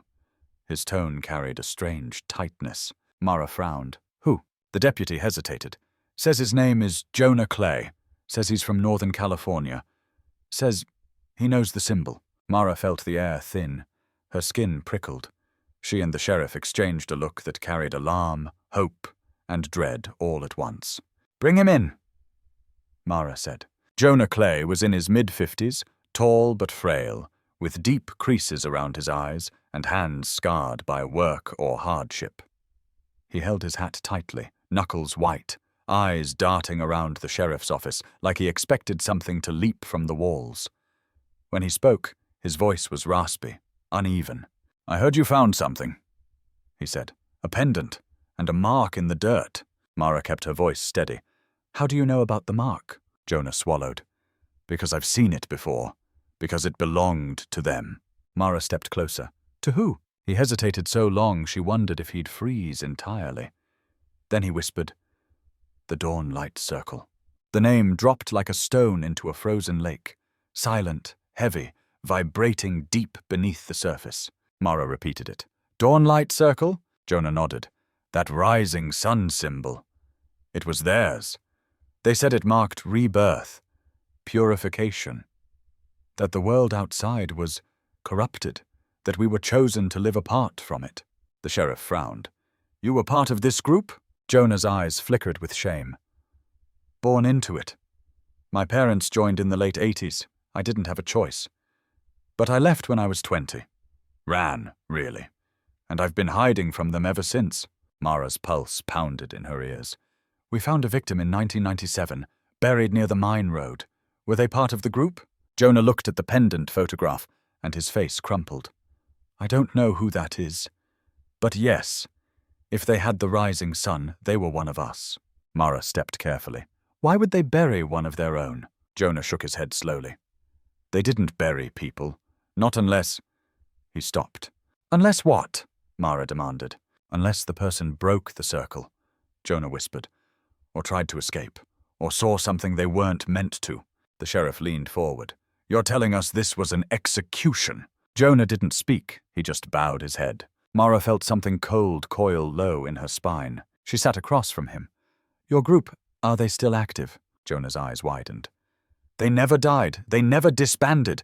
They don't show themselves, but they move. They adapt. And if one of them is here... His voice broke. They're not here to warn you. They're here to retrieve whatever you uncovered. Mara exhaled sharply. The second pendant, the fabric, the symbol in the soil. Jonah nodded. They're messages, but not for you, for each other. The sheriff straightened, alarm tightening his features. So someone else is coming? No, Jonah whispered. They're already here. Mara's stomach dropped. Jonah continued, trembling now. You need to understand something. The circle didn't just control people. They shaped them, raised them to move silently, vanish quickly, blend anywhere. They believe the desert hides their sins, and anyone who disrupts that, he looked at Mara, is marked. A cold weight settled in her chest. Marked for what? Jonah's voice barely rose above a whisper. For reclamation. The sheriff cursed under his breath. Jesus Christ! Mara forced her voice steady. What do they want? A body? Evidence? The truth buried again? Jonah looked up, eyes hollow. They want silence. Always silence. Mara felt her throat tighten. She knew suddenly, with chilling clarity, that the footprints, the symbol, the cloth. They weren't warnings. They were claims. The Dawnlight Circle had returned to reclaim their dead, or to bury something or someone else, and Mara had stepped directly into their ritual path. Sleep became a foreign country to Mara Ellings. After Jonah Clay's warning, after the name Dawnlight Circle was spoken aloud for the first time in decades, the world around her seemed to tilt into a darker alignment. Fallon's quiet streets felt like hollow corridors. Every glance over her shoulder felt justified. Every gust of wind against her window made her reach instinctively for her sidearm. She wasn't afraid of the desert anymore. She was afraid of the people who knew how to use it as a shield. Jonah stayed at the sheriff's office under voluntary protection, though protection felt like an optimistic word. He slept in brief spurts, eyes flickering awake any time footsteps passed outside the holding room. Sometimes he muttered in his sleep, names, prayers, warnings. Sometimes he jolted awake shaking, certain someone was standing outside the door. Sometimes Mara believed him. By noon the next day, the sheriff called an emergency briefing. Deputies gathered, some skeptical, some uneasy, some visibly rattled after hearing rumors of a cult resurfacing from the desert's underbelly. Mara stood at the front of the room, expression carved from exhaustion and focus. "This is not superstition," she said. "This is not rumor. The Dawnlight Circle existed. They left a victim in our jurisdiction in 1997. Their symbol has reappeared. Someone linked to them is here, moving with purpose, and they know this land." A deputy raised a hand, knuckles white. "Are we talking about a cult that still operates today?" Mara nodded. "We believe at least one active member is nearby, possibly more." "Intent?" the deputy asked. Mara exhaled. "Unknown, but the evidence suggests they're reclaiming something, or preventing us from uncovering more." The sheriff took over. "We keep this contained. No leaks, no media tips. The last thing we need is national coverage spooking whoever's out there." But some deputies exchanged uneasy glances, because spooking the Dawnlight Circle was not their greatest fear. Their fear was that the Circle wasn't afraid of anything Fallon could do. After the briefing, Mara returned to Jonah, sitting across from him with the same intensity she used when interrogating suspects. "You said they move in cycles," she pressed. "Seasonal? Regional? What does that mean?" Jonah stared at the wall, voice dull. "The Circle follows old rules, older than the towns they pass. They believe certain months are meant for travel, others for stillness, certain places for living, others for cleansing." Mara felt a cold twist in her gut. Cleansing like rituals? Jonah closed his eyes. Like burying what doesn't belong and resurrecting what does. Mara leaned in closer. "Why return after 22 years? Why now?" Jonah's hands trembled slightly. "Storms uncover things that were meant to stay hidden." Her breath caught. The storm, the second pendant, the freshly disturbed mound. Someone in the Circle had come to inspect the land the moment the earth shifted. They had watched from the ridge.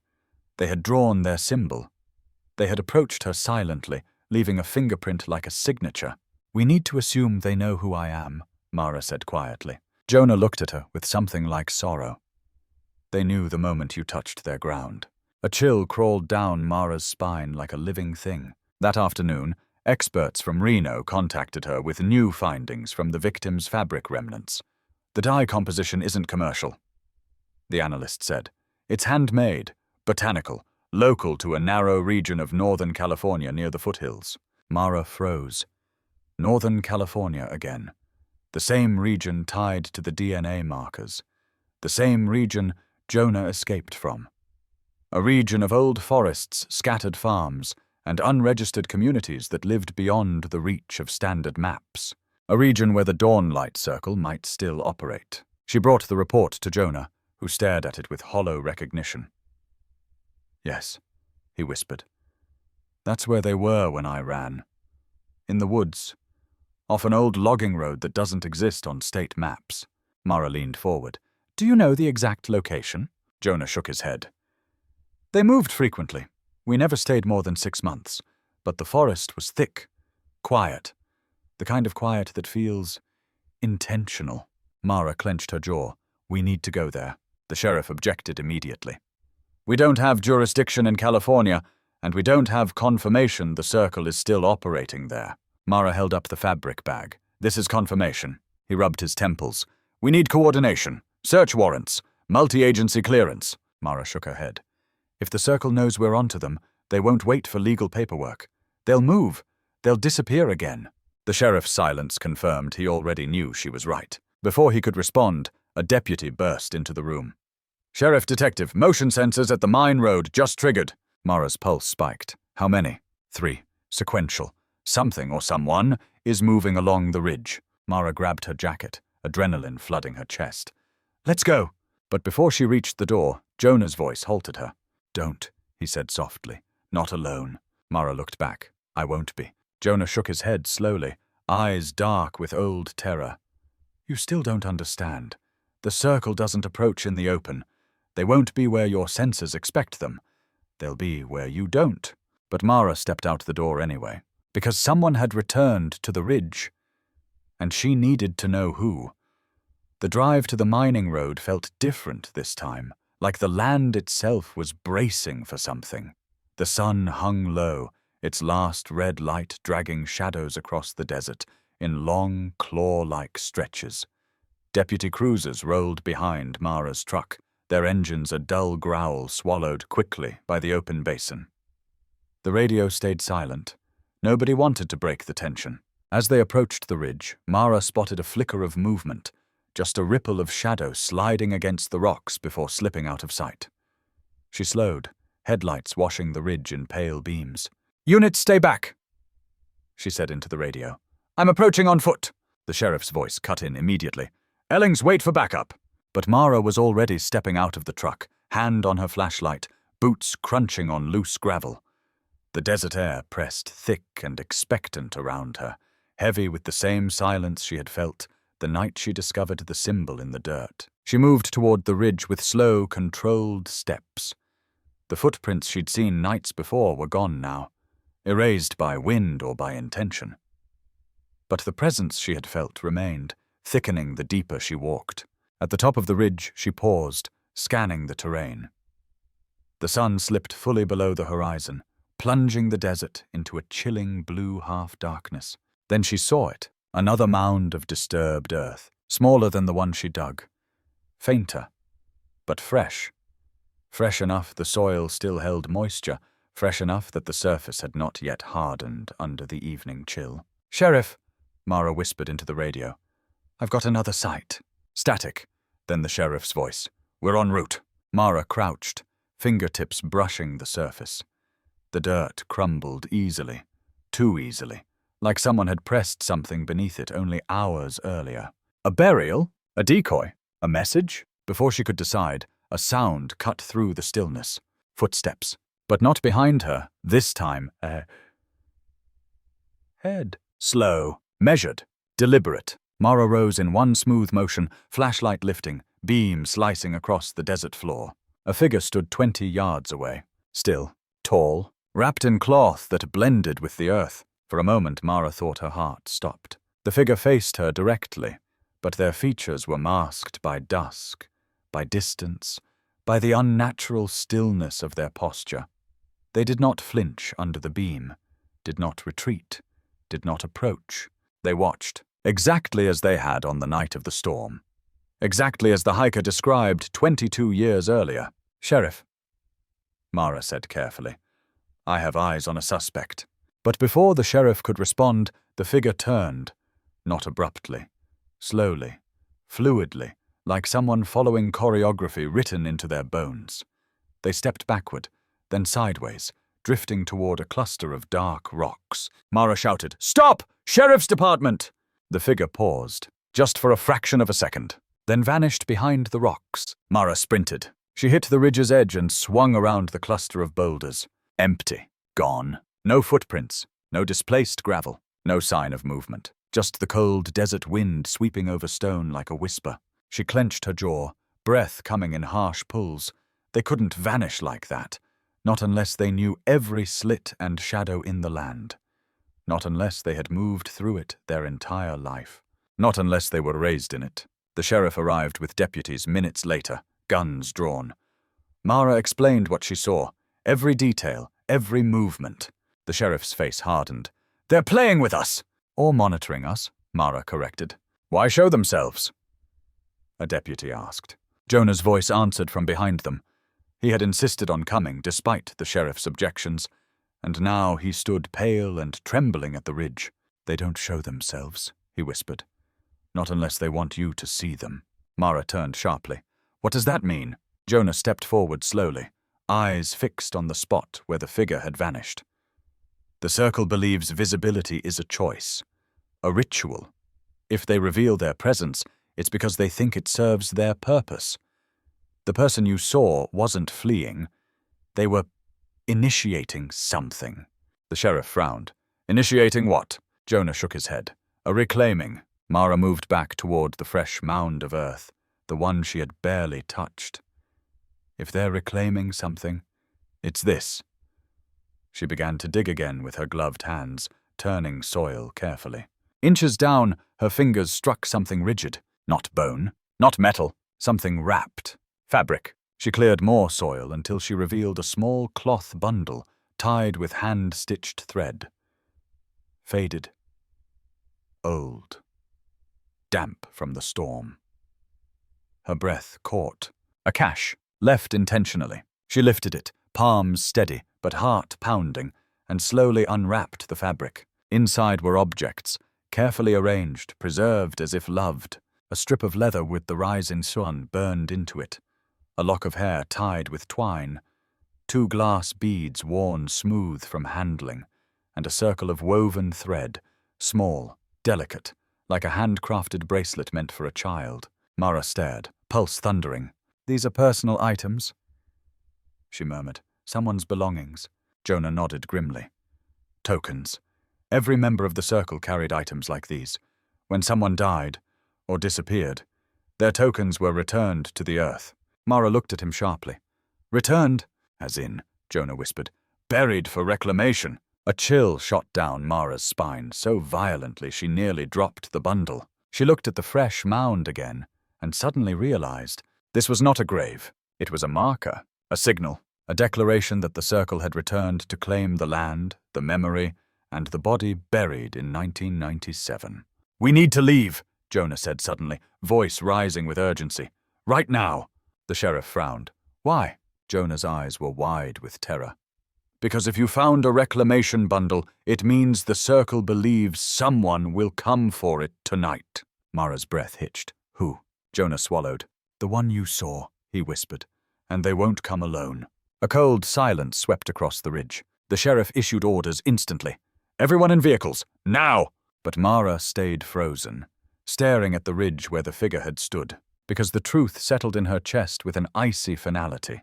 Tonight wasn't the circle's first return. It was simply the first time they'd let themselves be seen. The scramble away from the ridge was fast, tense, almost frantic.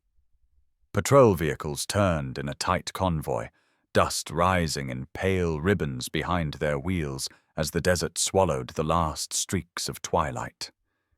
Yet as Mara rode in the front seat of her truck, she felt no sense of retreat, only the heavy churn of dread tightening like a fist around her ribs.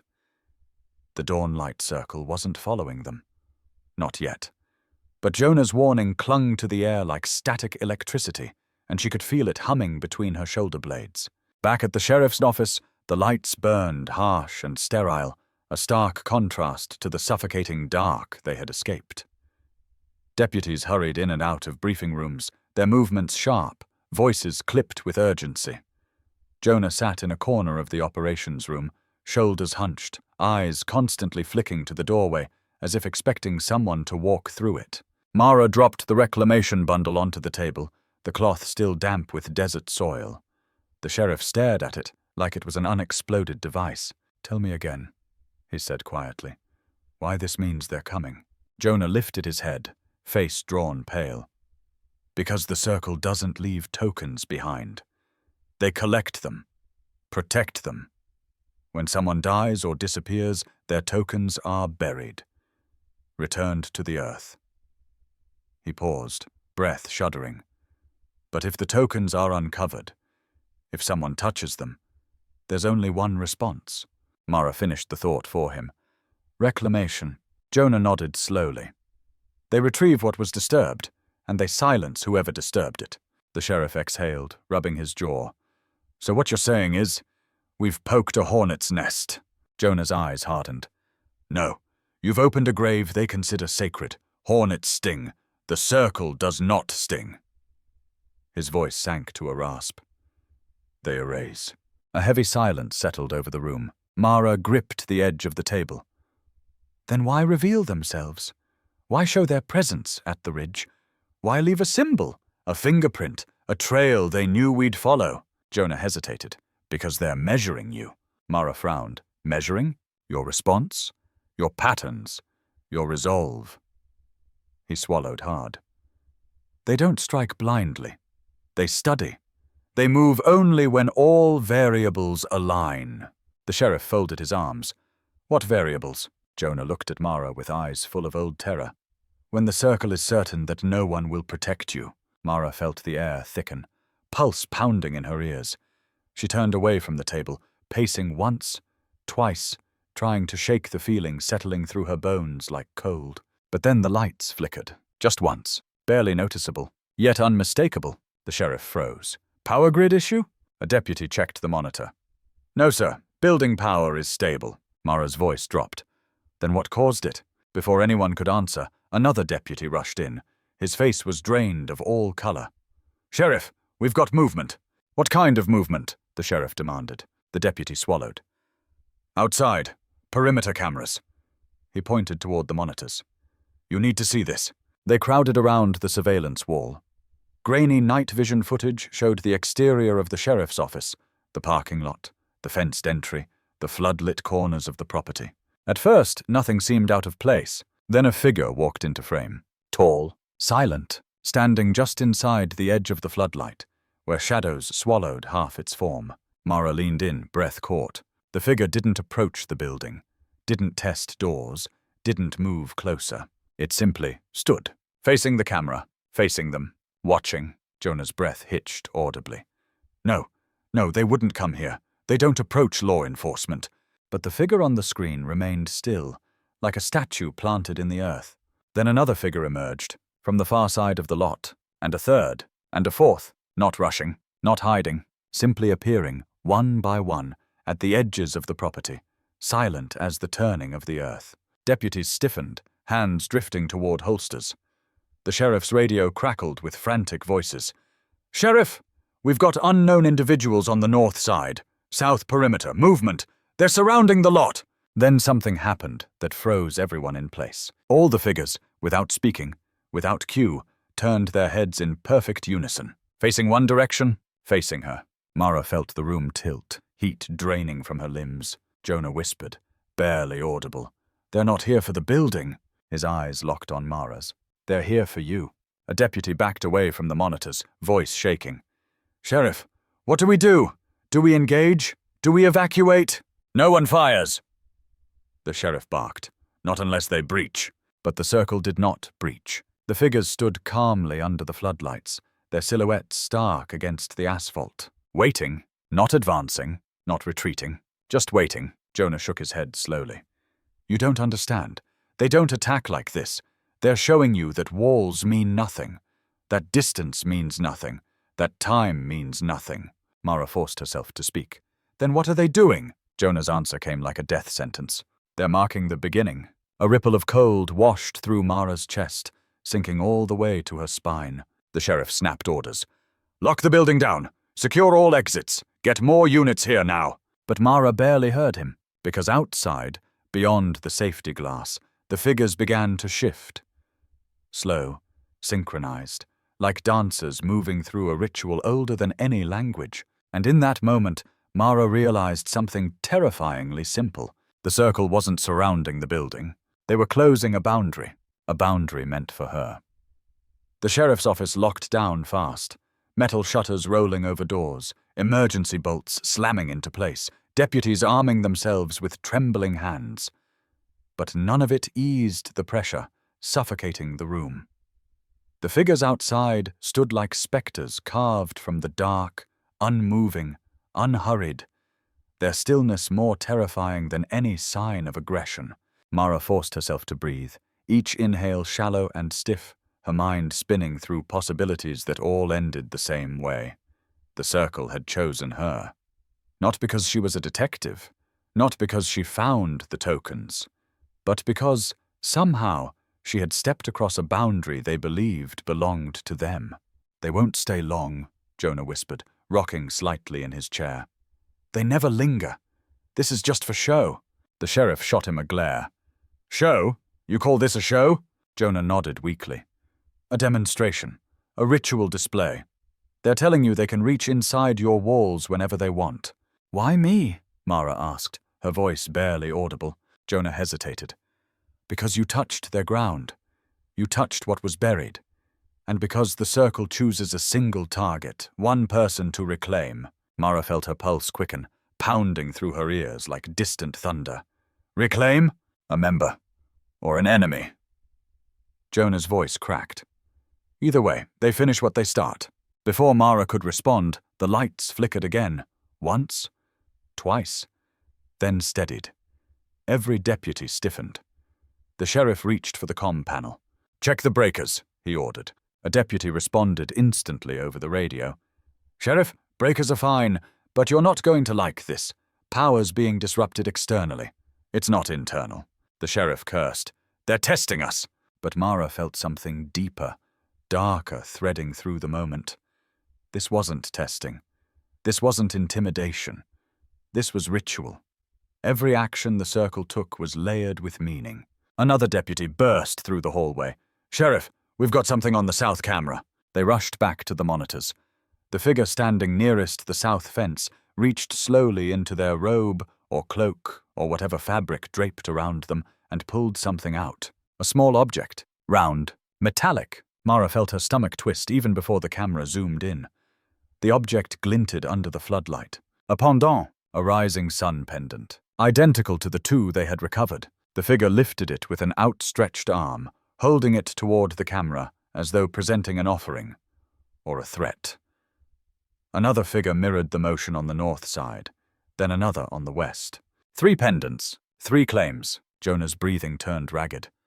Oh God, they're not just reclaiming the site." Mara turned toward him. "What does this mean? Tell me." Jonah swallowed hard, his voice trembling. "It's a triad, a binding gesture. 3 pendants means the circle has designated a locus of disruption." "A what?" the sheriff demanded.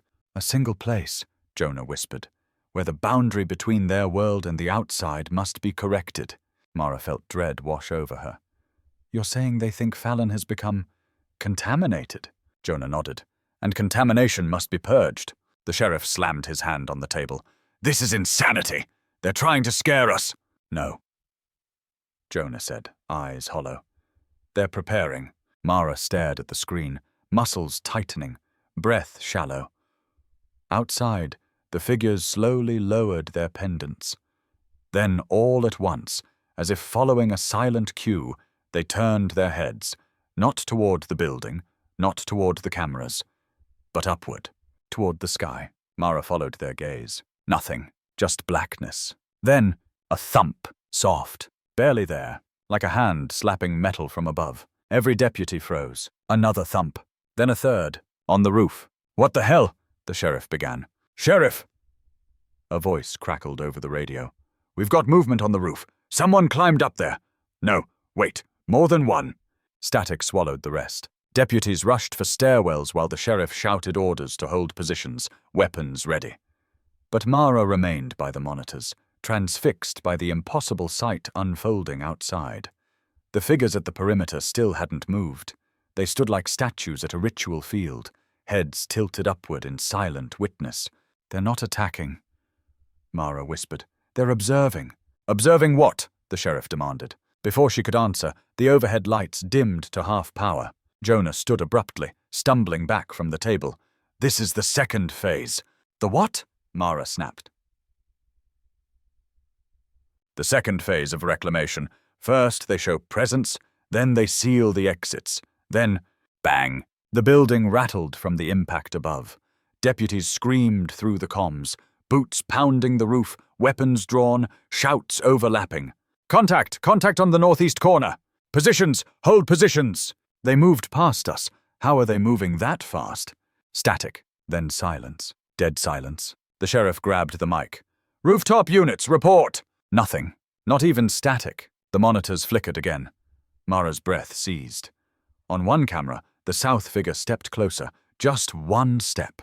Enough for the lens to catch the faintest glimpse of a face beneath the hood. White paint, drawn in streaks, not like a mask, like ceremonial markings, sharp and symmetrical, carved into skin with pigment that looked older than any modern ritual. Not a costume, a doctrine. Mara stepped back. Sheriff, they're marked. Jonah covered his mouth with a trembling hand. I told you, they follow rites older than the towns you know. When they mark themselves, it means... A loud metallic groan cut him off. The roof, something heavy sliding, something deliberate. The sheriff looked at Mara, voice low and grim. They're coming in! No, Jonah whispered, sinking to his knees. They're not here to come in. Mara felt every hair on her arms rise. Then what are they doing? Jonah lifted his head, eyes wet and wild. They're positioning. For what? He closed his eyes. For the moment they separate you from everyone else. Mara's pulse slammed through her chest. Me? Jonah nodded slowly. When the circle selects a single reclamation target, they isolate them. Remove all other interference. It's never messy. It's precise. They don't fight crowds. They create silence. Silence. The rooftop comms. The motion sensors. The flickering lights. The synchronized movements. They weren't attacking the building. They were neutralizing the surroundings, so that only one person remained accessible. The sheriff looked at her, the realization hitting him like a blow. Mara, you need to get to the panic room, now! But Mara didn't move, because outside, one of the hooded figures suddenly turned its head sharply, directly toward the camera, directly toward her. Their movements had been fluid before, ritualistic, distant. But this movement was a summons, a recognition, a mark. Mara felt the world tighten to a pinpoint. Jonah whispered, voice breaking. It's done. They've chosen you. And in that moment, the lights went out, all at once. Total darkness. Then a single sound reached them from the roof. Footsteps, slow, measured, directly above Mara. Darkness swallowed the sheriff's office so completely that for a split second, Mara thought she had gone blind. The emergency generators hesitated, just long enough to send a spike of primal panic through her chest, before dim red lights hummed to life along the baseboards, turning the hallways into a blood-lit labyrinth. The air tightened, thick with a pressure that felt almost physical, as though the building itself were holding its breath. Above her, the footsteps continued, slow, measured, direct. They moved across the roof with the steady rhythm of someone who knew exactly where she stood inside the building, as if tracking her through the walls by instinct alone. Mara didn't move at first. Couldn't. Her fingers dug into the edge of the table as she stared up at the ceiling, the red lights painting her face in a ghostly hue. The sheriff grabbed her arm. Move, Ellings, now! Jonah pressed himself against the far wall, trembling. You don't understand. Once they walk above you, the reclamation has started. What does that mean? A deputy snapped. Jonah's voice cracked. It means she's already marked. They're aligning the boundary. But Mara didn't wait to hear more. Training kicked in. She bolted toward the hallway, the sheriff following, 2 deputies flanking them. Her boots thudded against the tile, echoing down the red-lit corridor. The generator buzzed like a dying insect. Paper rustled in unseen drafts. Every sound felt heightened, hostile, synchronized with the cadence of those deliberate footsteps overhead. North stairwell, the sheriff barked. But as they rounded the corner, Mara froze. The north stairwell door, one of the reinforced steel barriers that should have been sealed during lockdown, was open. Not cracked, not forced. Standing wide open, as though someone had walked through it moments earlier. A cold ripple crawled up her spine. Deputies raised their weapons. The sheriff inched forward, flashlight slicing into the stairwell.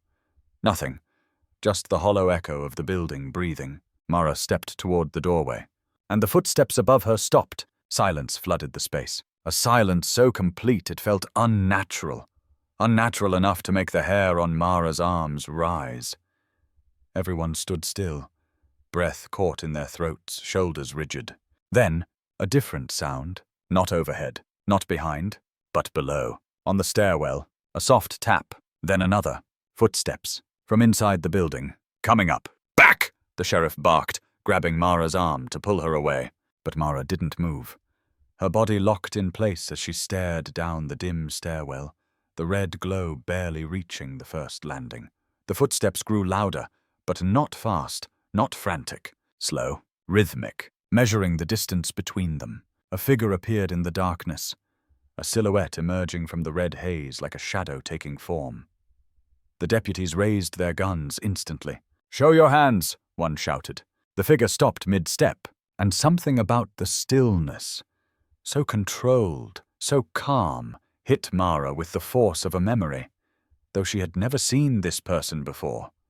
It was the stillness from the ridge, from the cameras, from the desert.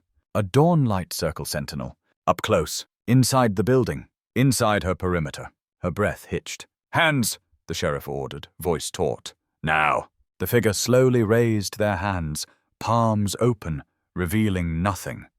No weapon, no threat. But it didn't matter.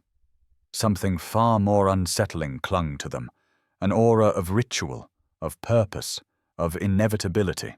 Their face was partially visible now under the emergency lights. White pigment streaked along the cheekbones, a band of faded red drawn across the brow, eyes dark and unnervingly still. This person was not afraid, not cornered, not reacting.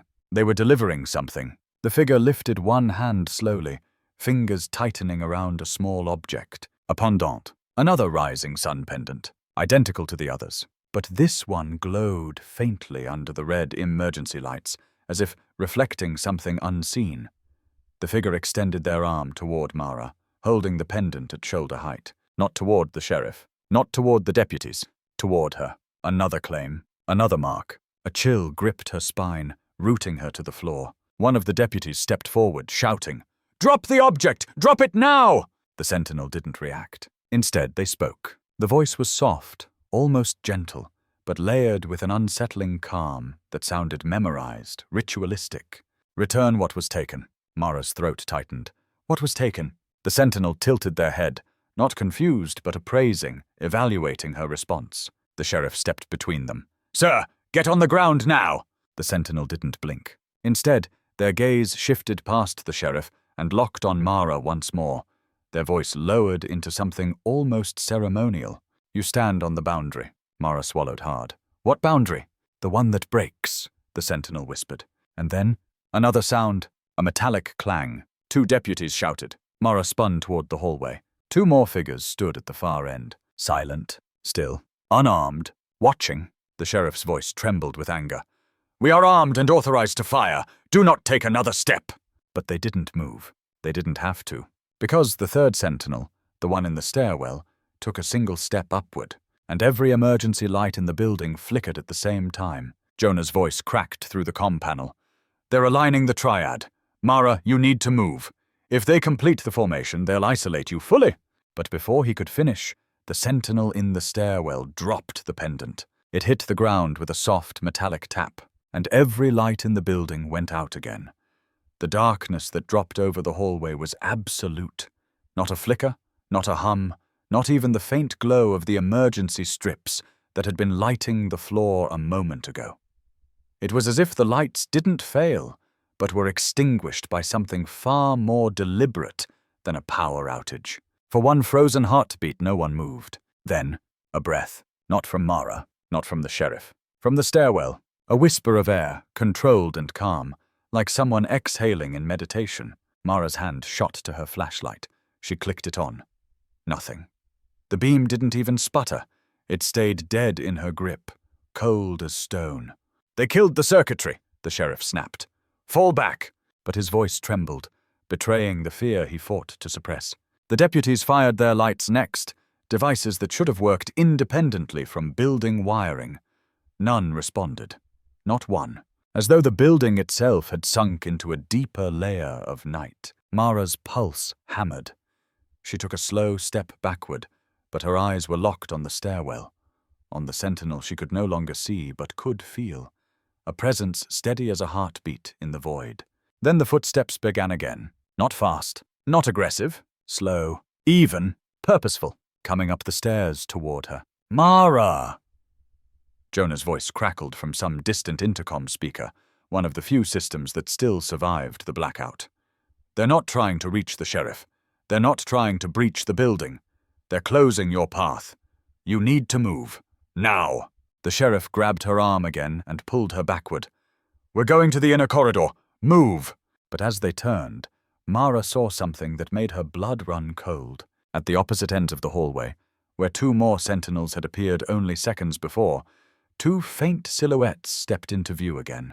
Not rushing, not closing in, just standing, blocking the only exit route behind them. The sheriff raised his gun. Fall back! Fall back to the briefing room!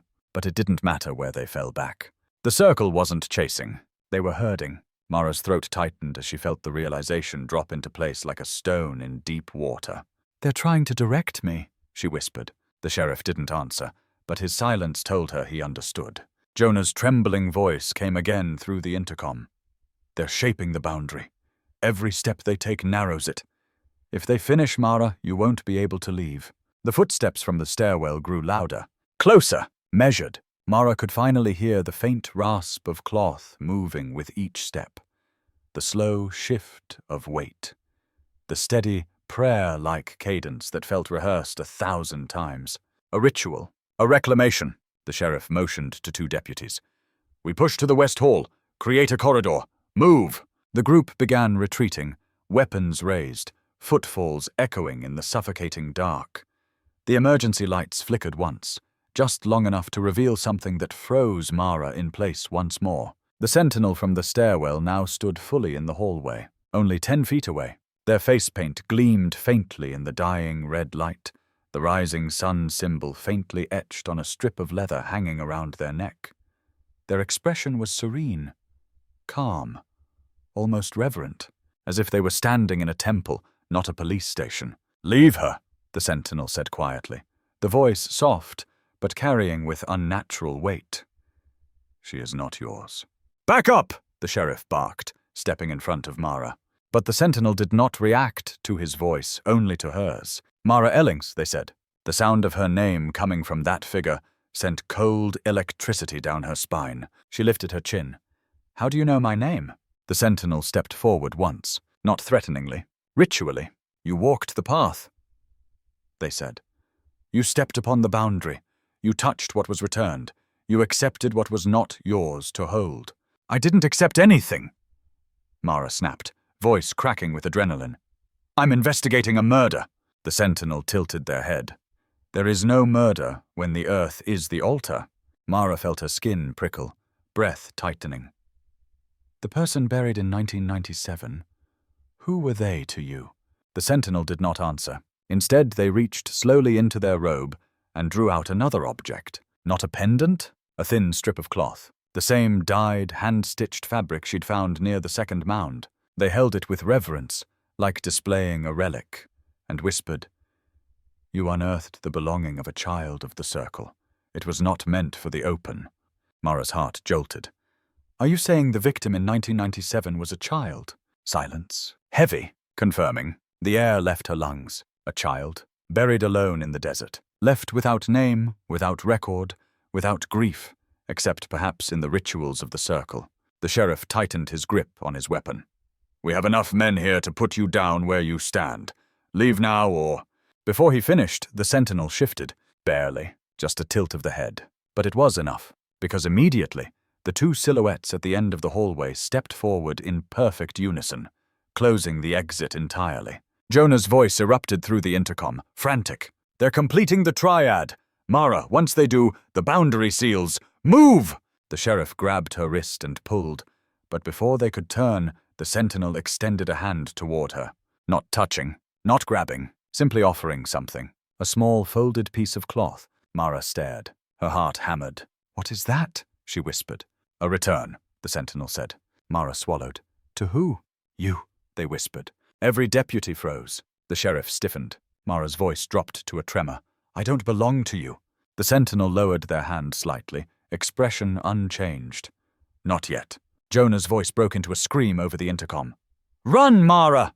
And at the exact moment Jonah's voice cracked through the speaker, the sentinel dropped the cloth, and all three figures inhaled at the same time. A single, unified ritual breath, the final step of the triad, the boundary sealed. The temperature in this hallway shifted instantly, dropping several degrees, pressing against Mara's skin like cold fingers. The sheriff felt it too. Move! They pushed through the west corridor just as the sentinels stepped forward. Not running, not attacking,